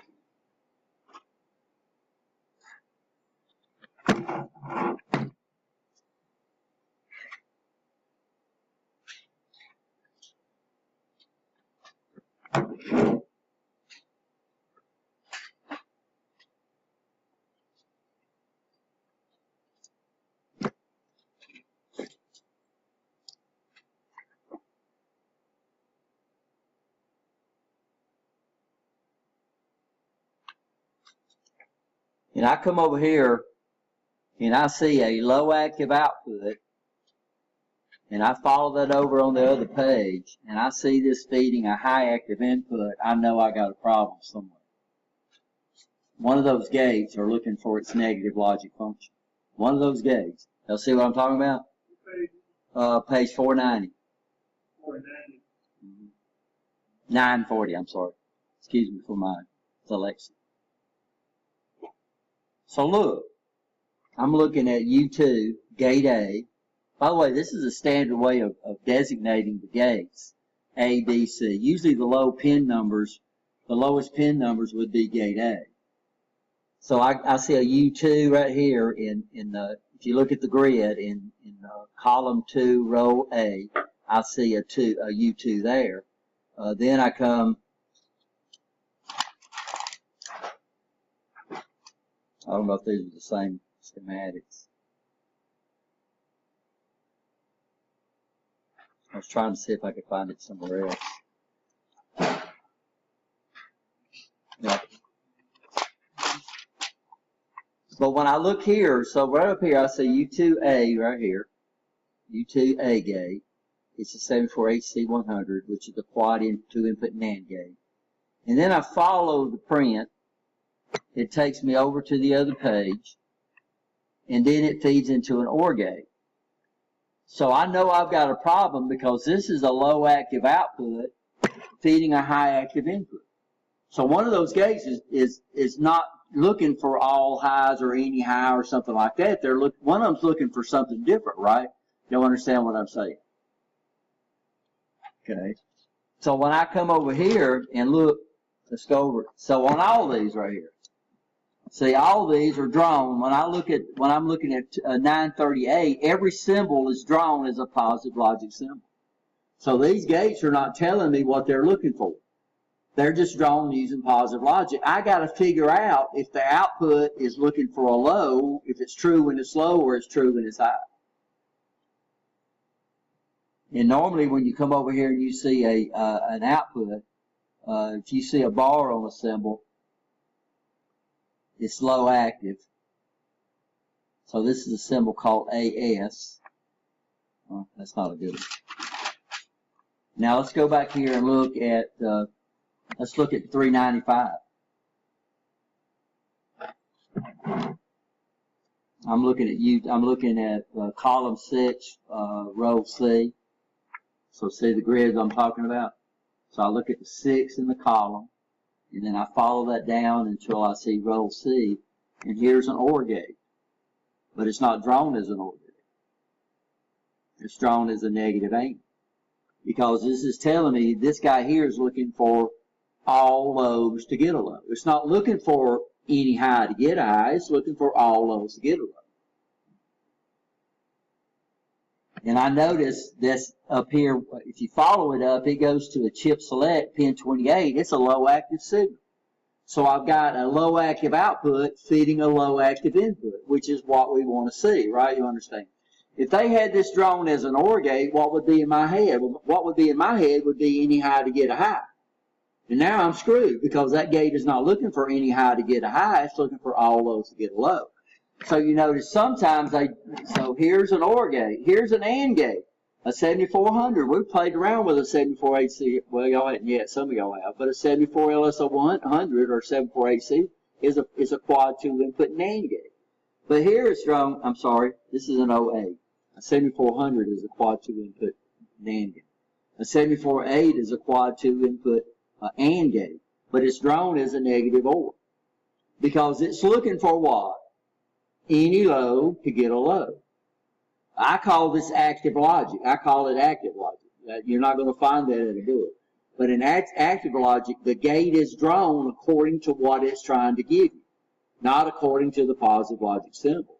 So this is why we have the negative logic symbols. Not for buying them, but for schematics when they're drawn correct. So I can follow this through now. I know this guy up here, this is over in column 3, row A. I know that guy's looking for what? Any low to get a low. Now look, this is U14. This over here is U14. Well, how can this be U14 over here and this U14 right there? There's 4 of them in there. And the only thing they have in common is what? They're in the same package and they share the same power supply. But over here it could be drawn as an AND. Over here it could be drawn as a negative OR, depending on what the logic's looking for. So these are drawn correctly. You get over here, you go past that break in that page, and then you get on these guys over here is drawn in all positive logic. All positive logic. So this gives me a problem right here. I got a low active output feeding a high active input. Something's wrong. Right? You understand that? One of these gates is not looking for what it wants to do. I look at the signal don't have a bar above it, so the signal is a high active signal. So this should be a high active output, so that bubble should be on the other side. And now I don't have to figure it out because why? The symbol's telling me what it's looking for. So this is why we learn those other symbols. But when you buy this, you know, when you come up here and buy this would be a NAND gate, right? You understand? But it might not be serving a NAND gate function. This is a high active signal. There's not a bar above it, but by George, it's being generated by a low active output. So that tells me I got a problem, but it tells me I got a problem, but now I got to go out and figure out what I'm looking for, right? Y'all understand? So this looks like this should be a negative NOR to me, because this is a high active signal. You wouldn't have a low active output feeding a high active symbol, right? You understand? But now I got to do what? I got to figure out how this whole dang thing works. But if it's drawn in active logic, the gates tell you what they're looking for. And that's why we learn them. That's why you got to, and hopefully most of the prints that if you run into them, most of the prints you run into will be drawn like this, where they jump between the symbols depending on what the circuit is looking for. If you get into one, I think I told you about the inverter we had out there where they drew all the logic gates as OR gates. Every one of them. Every symbol. Every one of them was a symbol of an OR gate. And that was fun. And you start looking at it, you say, there's no way in the world this is going to work. So what do we have to do? We had to look up all the part numbers and figure out what they were. And then redo the print. Because there was no way in the world we could have ever troubleshot it. We was having a problem with it. That's why it popped up. So I've ran into these before, by the way. These guys that's drawn in just positive logic and then trying to figure out how it works. So that's what De Morgan's theorem tells us. It tells us that every AND has an OR function and every OR has an AND function. And they're just opposite from each other. And what do we do when we go between the expressions? What do we do, guys? We just turn everything around, right? You understand? So over here we say what? All highs equal a low. Then I turn around and just flip everything around. Over here I'd say what? Any low equals a low. These two gates are the same thing, and it's up to you to know that a negative OR is exactly the same as a positive AND. They are the same thing. And that was that worksheet you were supposed to do. You're supposed to match these gates up.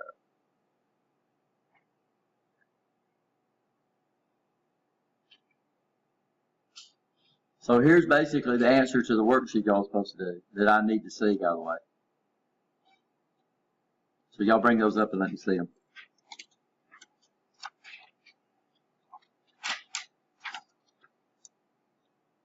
And my squares didn't line up. I'm sorry, guys. I noticed that when I was in there trying to do the... Yeah, but see, we'll do these in class. Okay, I got you. Anybody else got them?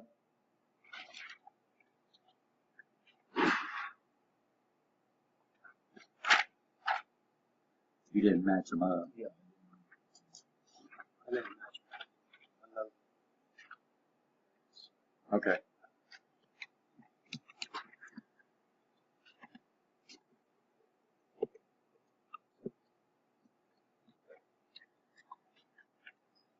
You gave it a shot.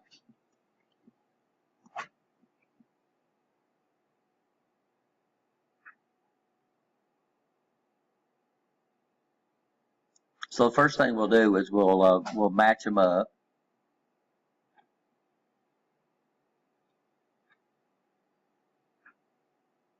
It's probably going to tell me it's open in my... I think I might have closed it.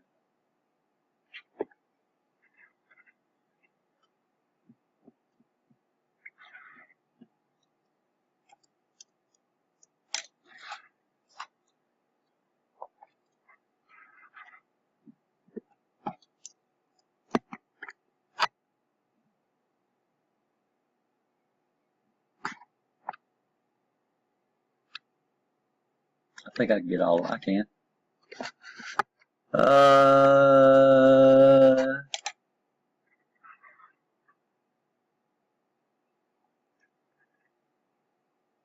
I can't draw on this. So,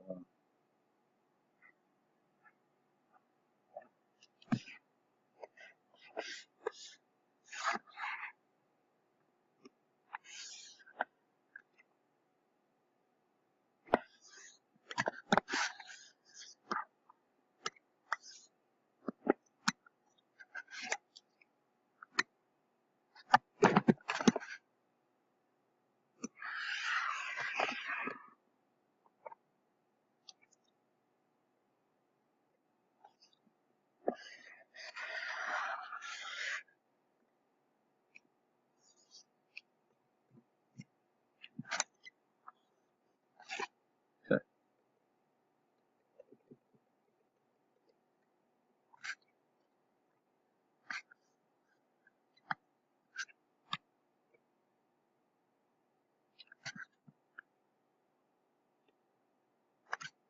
Okay.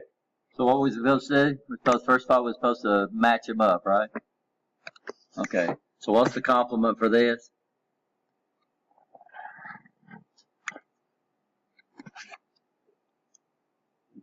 Huh?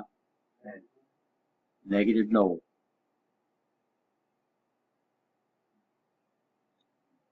What's the complement for this?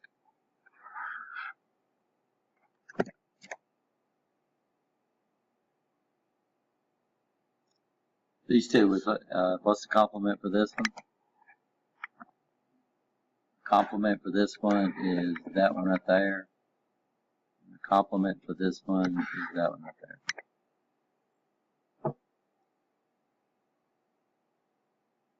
And guys, we call it what do we call it? We call it pushing bubbles. So if I've got this symbol right here, the Morgan says that all ANDs are going to complement to some type of OR. So I'd come over here and I would draw an OR. If it's got a bubble over here, I'll leave it off over there. If it don't have one, I'll add it. So I'll come over and leave it off, add it.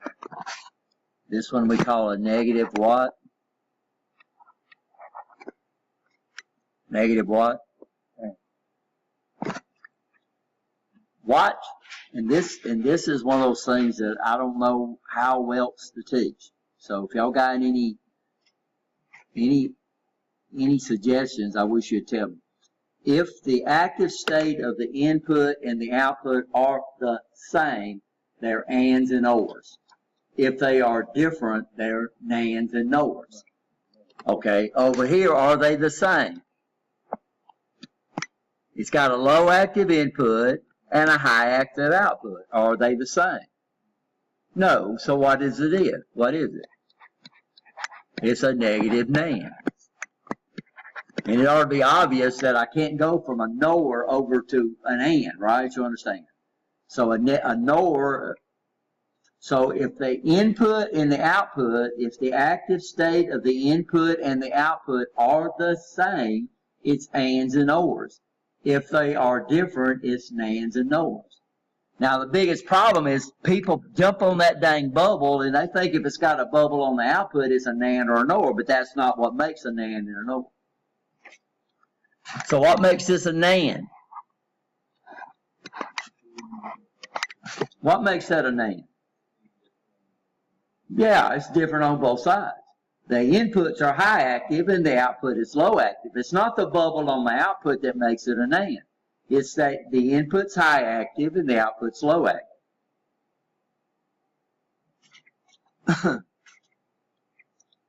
And this is where the people get it, run into problems, and I don't know how else to teach it. I don't know. Anybody got any ideas to help me with it? No, I mean, I've learned a lot from my students, that came up and, that's, you'd believe some of the things that they've taught me, and I always do that. If there's something that I have problems seems to get across, then I'll open it up and see if y'all got any ideas, So we call this guy right here would be a what? This would be a nan. This guy right here would be a what? Or, good. This guy right here would be a and. This guy right here would be a not. This guy right here would be a nor. This guy right here would be a negative not. This guy right here would be a negative what? Or, good. This guy right here would be a negative nan, good. This right here would be a negative nor.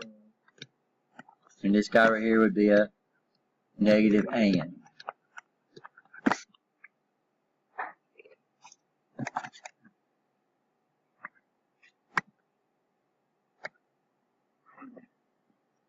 This guy right here says what?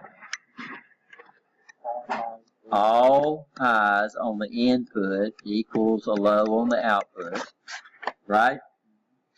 This gate right here says any high on the input equals a high on the output. This guy says all highs on the input equals a high on the output. This guy says a high in equals a low out. This guy right here says any high equals a low. This guy says low in equals a high out. This guy says any low equals a low. This guy says all lows equals a high. This guy says any low equals a low. This guy says all lows equal low.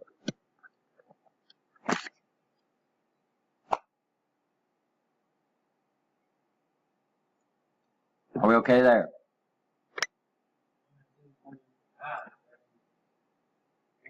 The R will be high, right?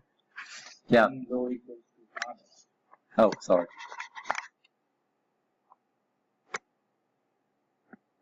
Yeah, if y'all had problems with this, I can understand. I'm trying to get these lined up. It's harder to do than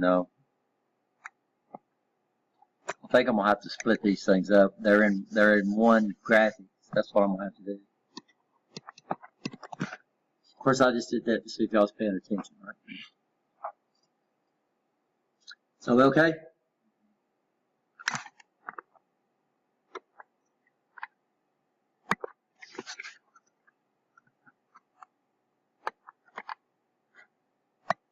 The Boolean equation, we'll call the output Z. Don't make any difference. Normally, on outputs, we use low letters, and inputs, we use high letters. This would be A, B, with a bar above it, right?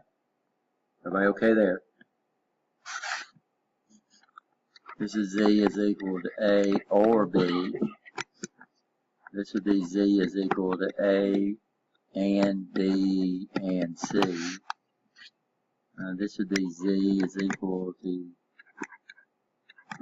not A. And this would be Z is equal to A or B or C and a bar above the whole thing. This is the only one that's legal, by the way. So this is the only one where we can have a low active, we're solving for a low active signal.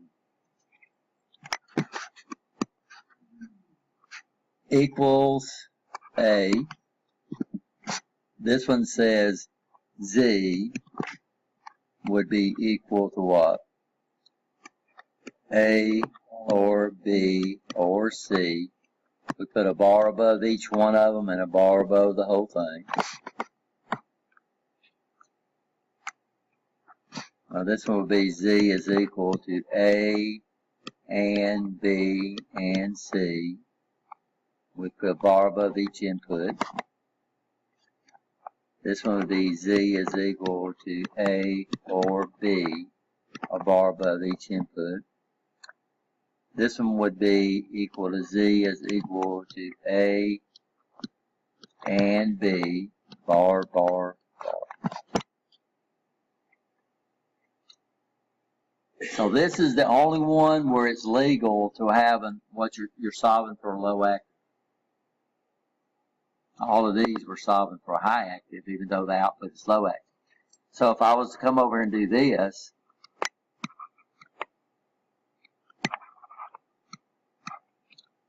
see, that's not mathematically correct. So if we make this one positive, we'd make this one what? Negative. That's the same rule in math. So that's the worksheet, guys. And these are going to be on the next test. I can't remember if seems like on test 2, it's in multiple choice. Test 3, you're going to have to draw all the symbols, just like this worksheet. Except you won't have to draw lines to match them. You'll draw them side by side. So it's just like the key. So you'll have to match the symbol. So you have to draw the positive on the left, the negative that matches it on the right, and then match them up down here. And that's going to be on test 3. How do you make the Huh? how do you make the true table for the and negative? What you mean? It'd be A or B. It'd be this. So is this all those? Okay. Is this all those? No. Is this all those? No.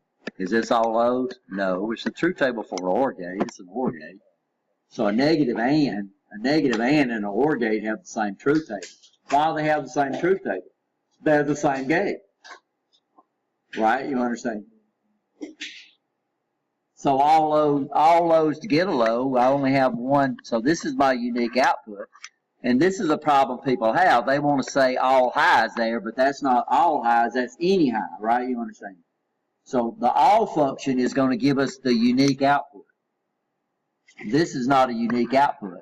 Of the 4 combinations I could put on there, 3 of them give me a high. So if 3 of them gives me high, then that's an any, right?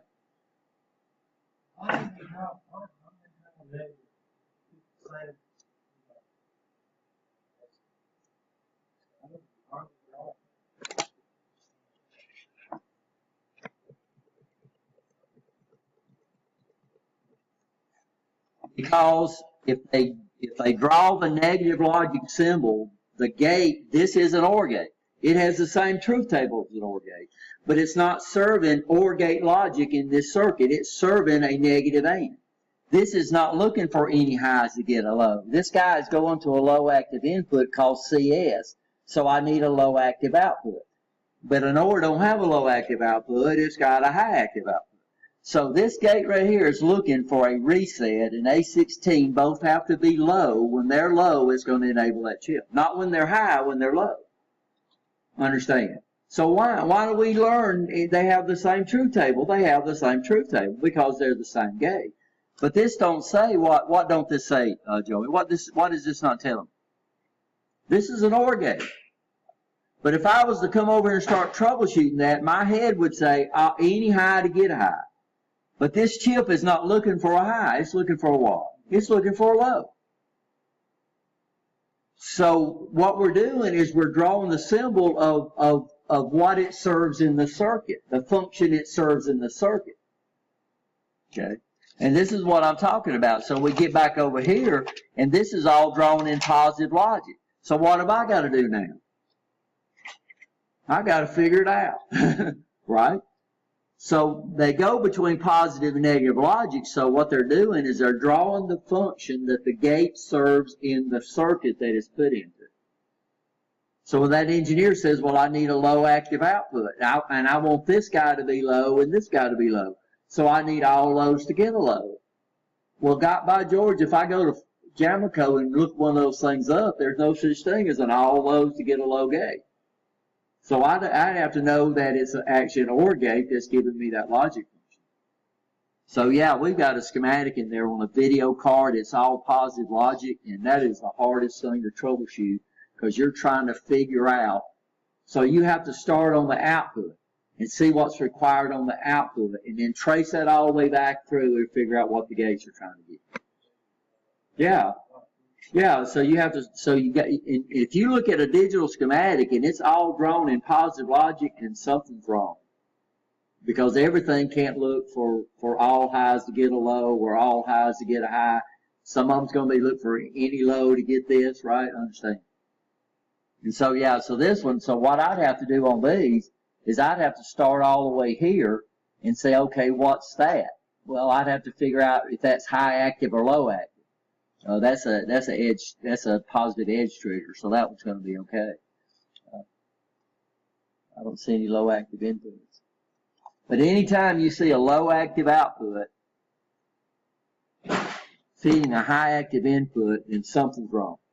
Either one of those gates, this guy right here is either looking for all lows to get a low, or this gate right here is looking for any high to any low to get a high. And that's a telltale sign. A low active output feeding a high active input, something's wrong. Or a high active output feeding a low active input, you know something's wrong, and you're going to have to figure the schematics out. And I'm glad the book did this to give you a good idea of why we learn negative logic symbols. But if you don't know negative logic symbols, if you don't know that the negative logic symbols complements to a positive logic, then you wouldn't even be able to buy them. And people would laugh at you. I can see Colin, hey, I'm looking for an OR gate that's got low active inputs or low active outputs, and I can't find one in your catalog. That would be kind of like did I tell you about the service call? The guy, I used to get texts about service calls these guys got. And that's what he said one time. He said, somebody called me and said their computer wasn't working. They couldn't get it to turn on. And he was getting them to check all this and check all that. And she said, well, check to see if it's plugged in. She says, wait a minute, let me get my flashlight. The power's out. Oh,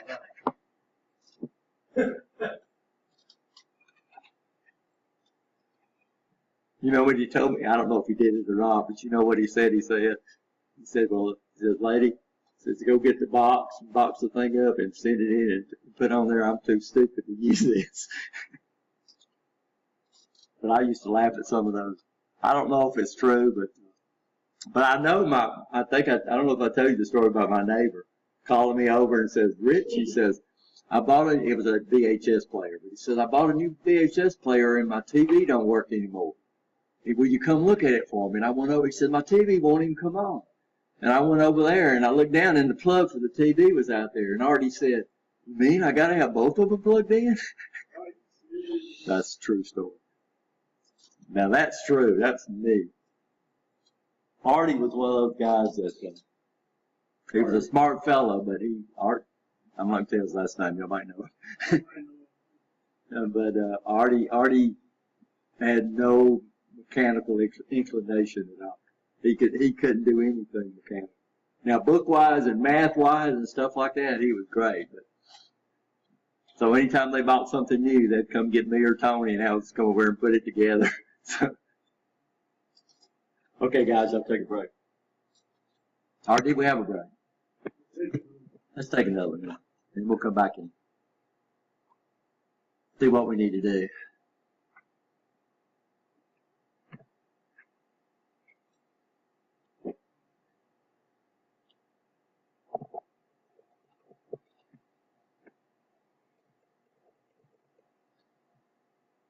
Every and has an or symbol. Now you get down to this just tells you that this is not a basic gate. It's probably combinational logic. But what you'll find out is they'll start picking up the symbols. So what we're saying is that in actuality,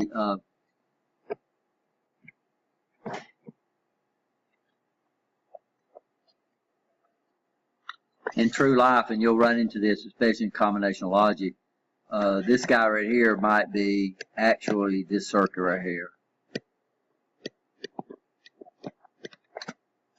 But when they put it inside another circuit, they might draw it like this. And what it does is it saves them one symbol. Y'all understand that? Yes or no? So what I'm saying, this is not a basic gate. It's got to be a combinational logic circuit.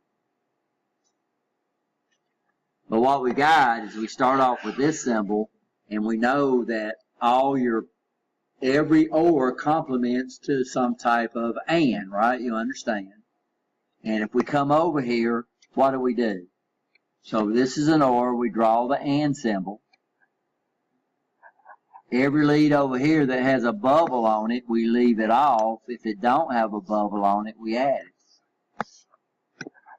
Now we can't say that's an and, we can't say that's an and, we can't say that's an or because it's a combinational, but it serves that truth table. Y'all understand? And we refer to this as pushing bubbles. And that's going between positive to negative logic or negative to logic, positive logic.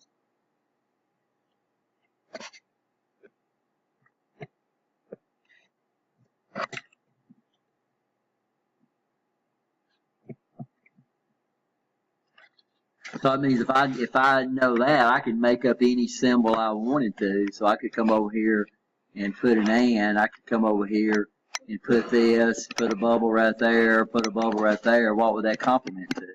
Well, that's going to complement to a what? An or. I'd put a bubble right there, excuse me. Then I would leave the two bubbles off. I'd put a bubble on the output. And that's what they refer to as pushing bubbles. So that means if I've got this gate,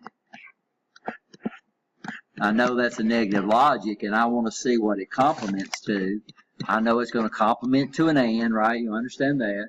If it's got a bubble over here, I leave it off. If it don't have a bubble, so those two gates are the same. This would be a negative or, that would be a positive and. Or we just call this and.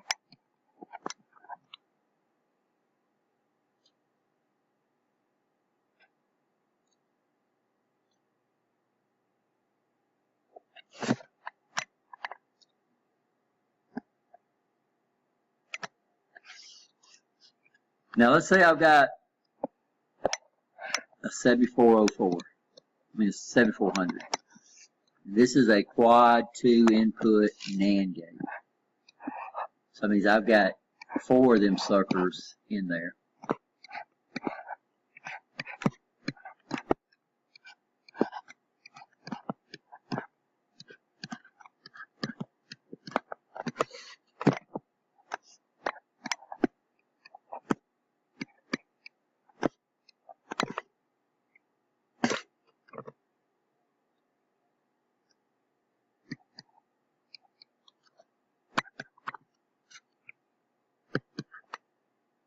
Oops. That's right. 10, 9, 8. Okay. And let's say I need this circuit right here.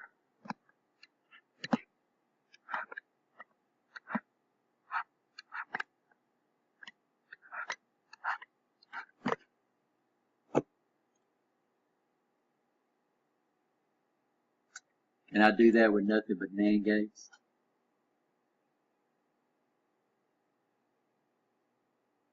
So most people will look at that, well, they say, well, I need a NAND gate and I need an inverter. But I've got 4 NAND gates I can work with. It sure would be nice if I could use a NAND gate as an inverter. Can we do that? Well, what if I come over here and I connect both the inputs together? So let's over here I'm putting A, this is I'm putting Z. So when A goes high, I get all highs, so what would I get out?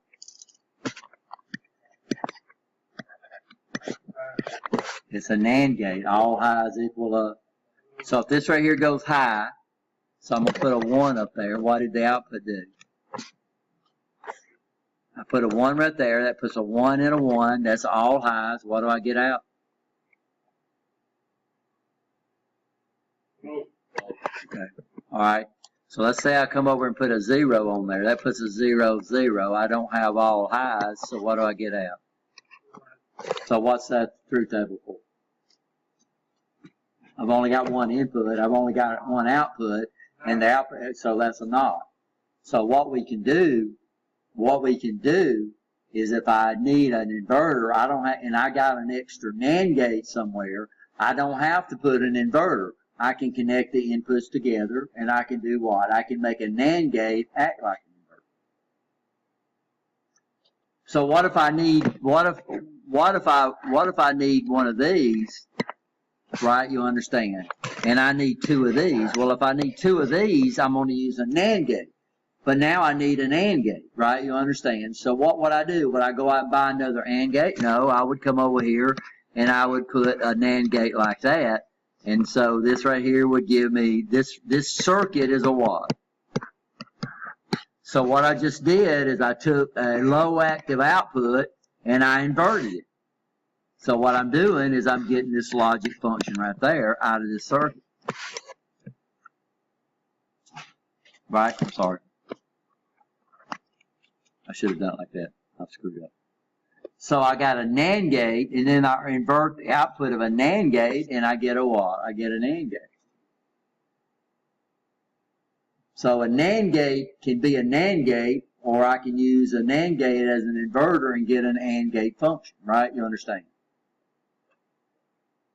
Y'all understand?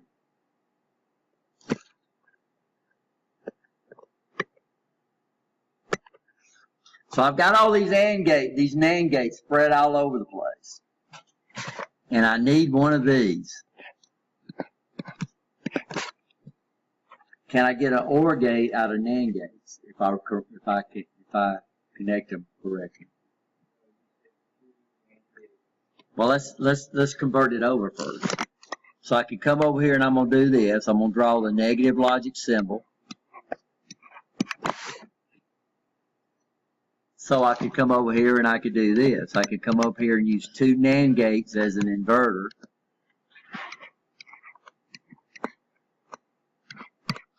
And then I can feed this into a NAND gate, and this circuit acts like an OR. I'm sorry, I need to tie these together. That circuit acts like an OR.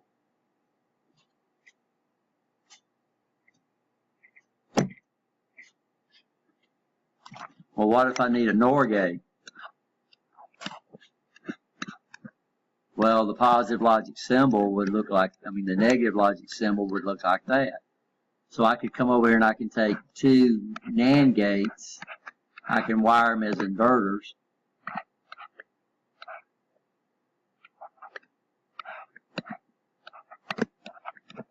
I could feed this into a NAND gate, and then I can invert the output. You say, why would I do that? I got, this eats up all 4 of them, but what you're looking at one IC. I'm looking at my whole layout. So here I've got 100 ICs out there, and I need an OR gate. And I got one NAND gate over here, I got one extra NAND gate over here, I got one extra NAND gate over here, and I can connect them together, and I can get a what? This is a NOR. So using NAND gates, I can wire them to get a NAND, I can wire them to get an AND, I can wire them to get an OR, I can wire them to get a NOT. So I can get the 5 basic gates using nothing but NAND gates. Now why is it important? Because now you're saving yourself ICs, because you look at it on one circuit when guys that's designing this looks at the whole thing, right? You understand that? So we had one disk drive, that sucker must have had 400 ICs on the circuit board. And so they had spare gates spread out all over the place, right? You understand? So you're saying, okay, this guy here might have come from U3, this guy right here might have come from U5, this guy right here might have come from U8, and this guy right here might have come from U8, right? You understand that? By the way, when we designate on circuit cards, when we designate them or put silk screen or paint them, we like to designate what these devices are. So R, if I see an R, that means I'm looking at a what? What do you think that would be? Something y'all studied in DC. Resistor. Okay, so R1, R2, R3, R4, R5, R6, R7. Okay. When I see a transistor, we're not going to use T because transformers are labeled T. So this is when they start using letters of the alphabet. So all your transistors are going to be labeled Q. Q1, Q2, Q3, Q4, Q5, Q6, Q7. Well, integrated circuits, we're trying to come up with one letter. So what do? Well, they're not going to use IC because IC4, IC5, they're going to use one letter. So what do they normally call ICs? They call them U's. U1, U2, U3, U4, U5. Y'all understand that?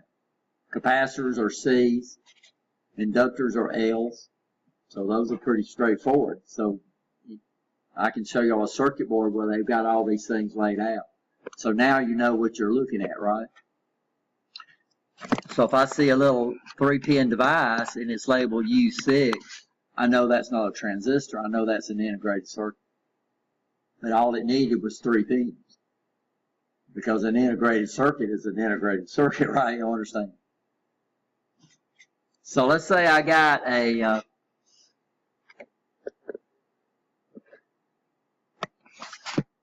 let's say I got an OR gate, a NOR gate, and I need an inverter. Can we wire a NOR gate to be an inverter or a NOT? Well, what would happen if we connect these inputs together?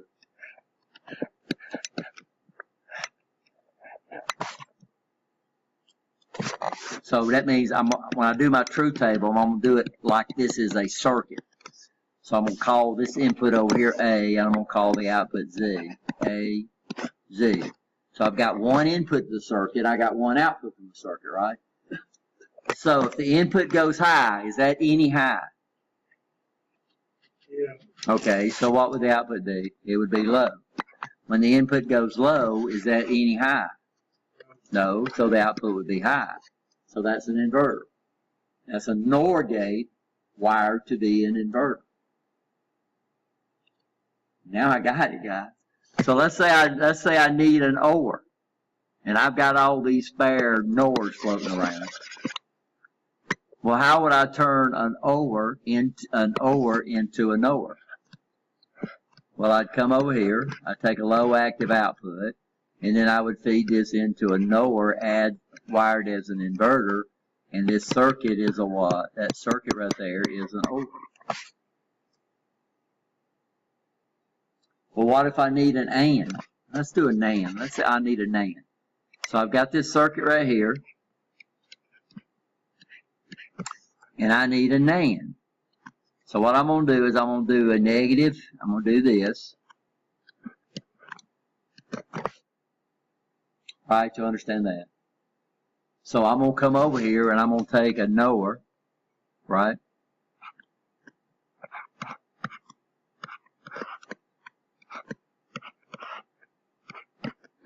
Dang, Rich.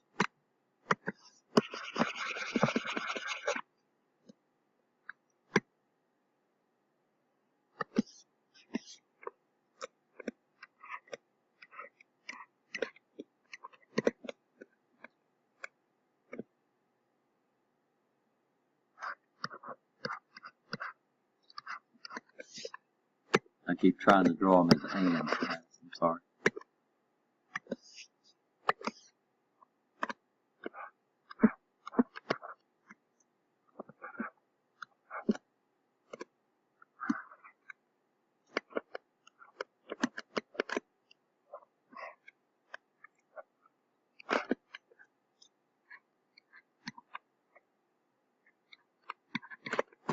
And I would have a what? This would be an and. So what we're saying is that using nands and knowers.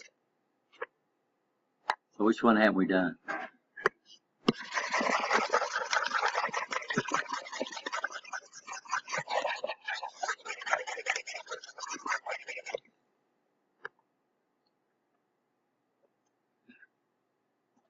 That was an and, right? So I want a nan. I want this guy right here. So how am I going to make that out of knowers?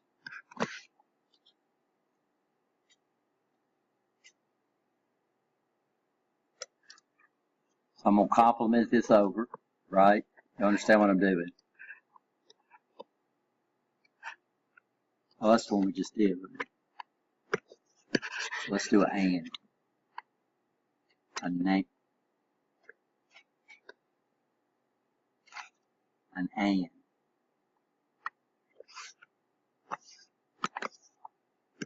So what I'm going to do is I can get an and logic out of this guy right here. That's the same as an and, right? So that means I can come over and take my NOR gate and I can wire NOR gate, Rich.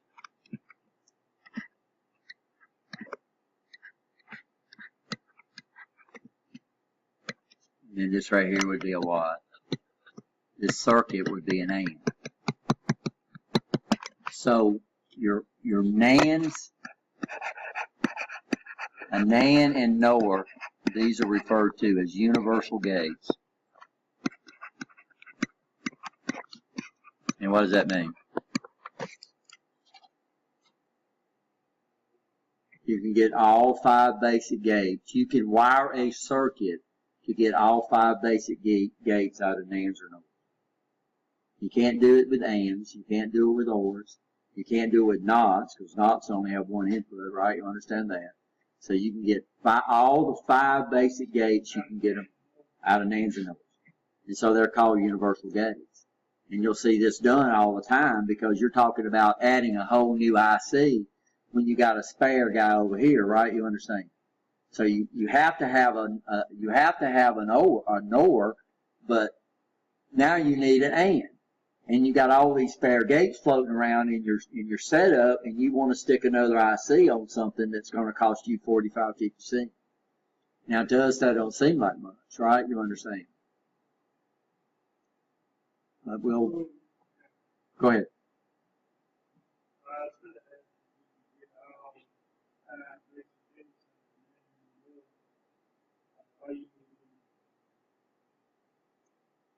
Because it takes so many inputs. So what we're saying is I can go out and, let's say I've used up all my NANDs. Well, I can go out and buy a 7404, and it's a hex inverter. And there's 6 of them in there. So what am I going to do? Am I going to put another NAND gate in there to get an inverter when I don't have any spare NAND gates to work with? Understand what we're saying? So the only reason I would use a universal gate is if I had spare gates to work with.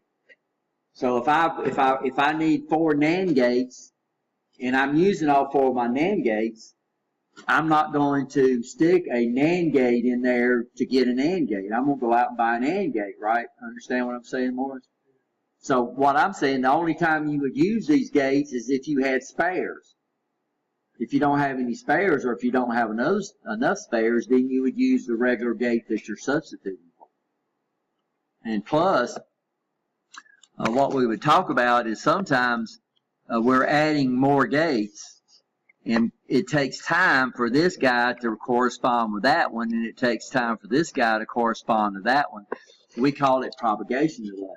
So every time you add a gate into another gate, then the propagation delays are additive, and sometimes they get prohibitive where you can't go through all those gates to get the logic that you need.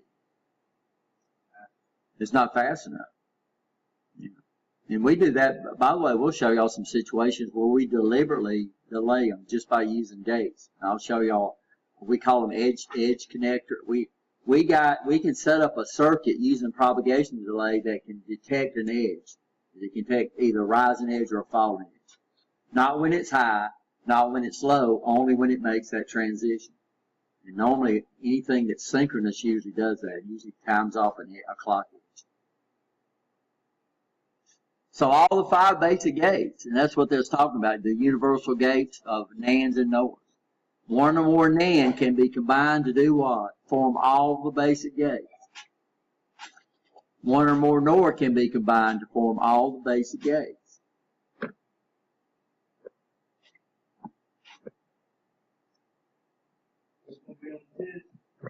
I imagine it is. It would cover. We're not going to look at Kornoff maps.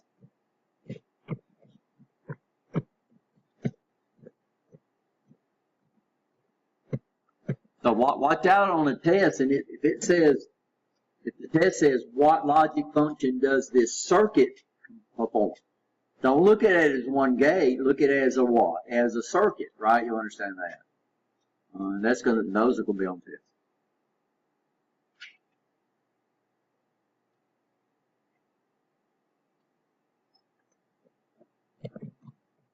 I know we covered a lot. That's chapter 5.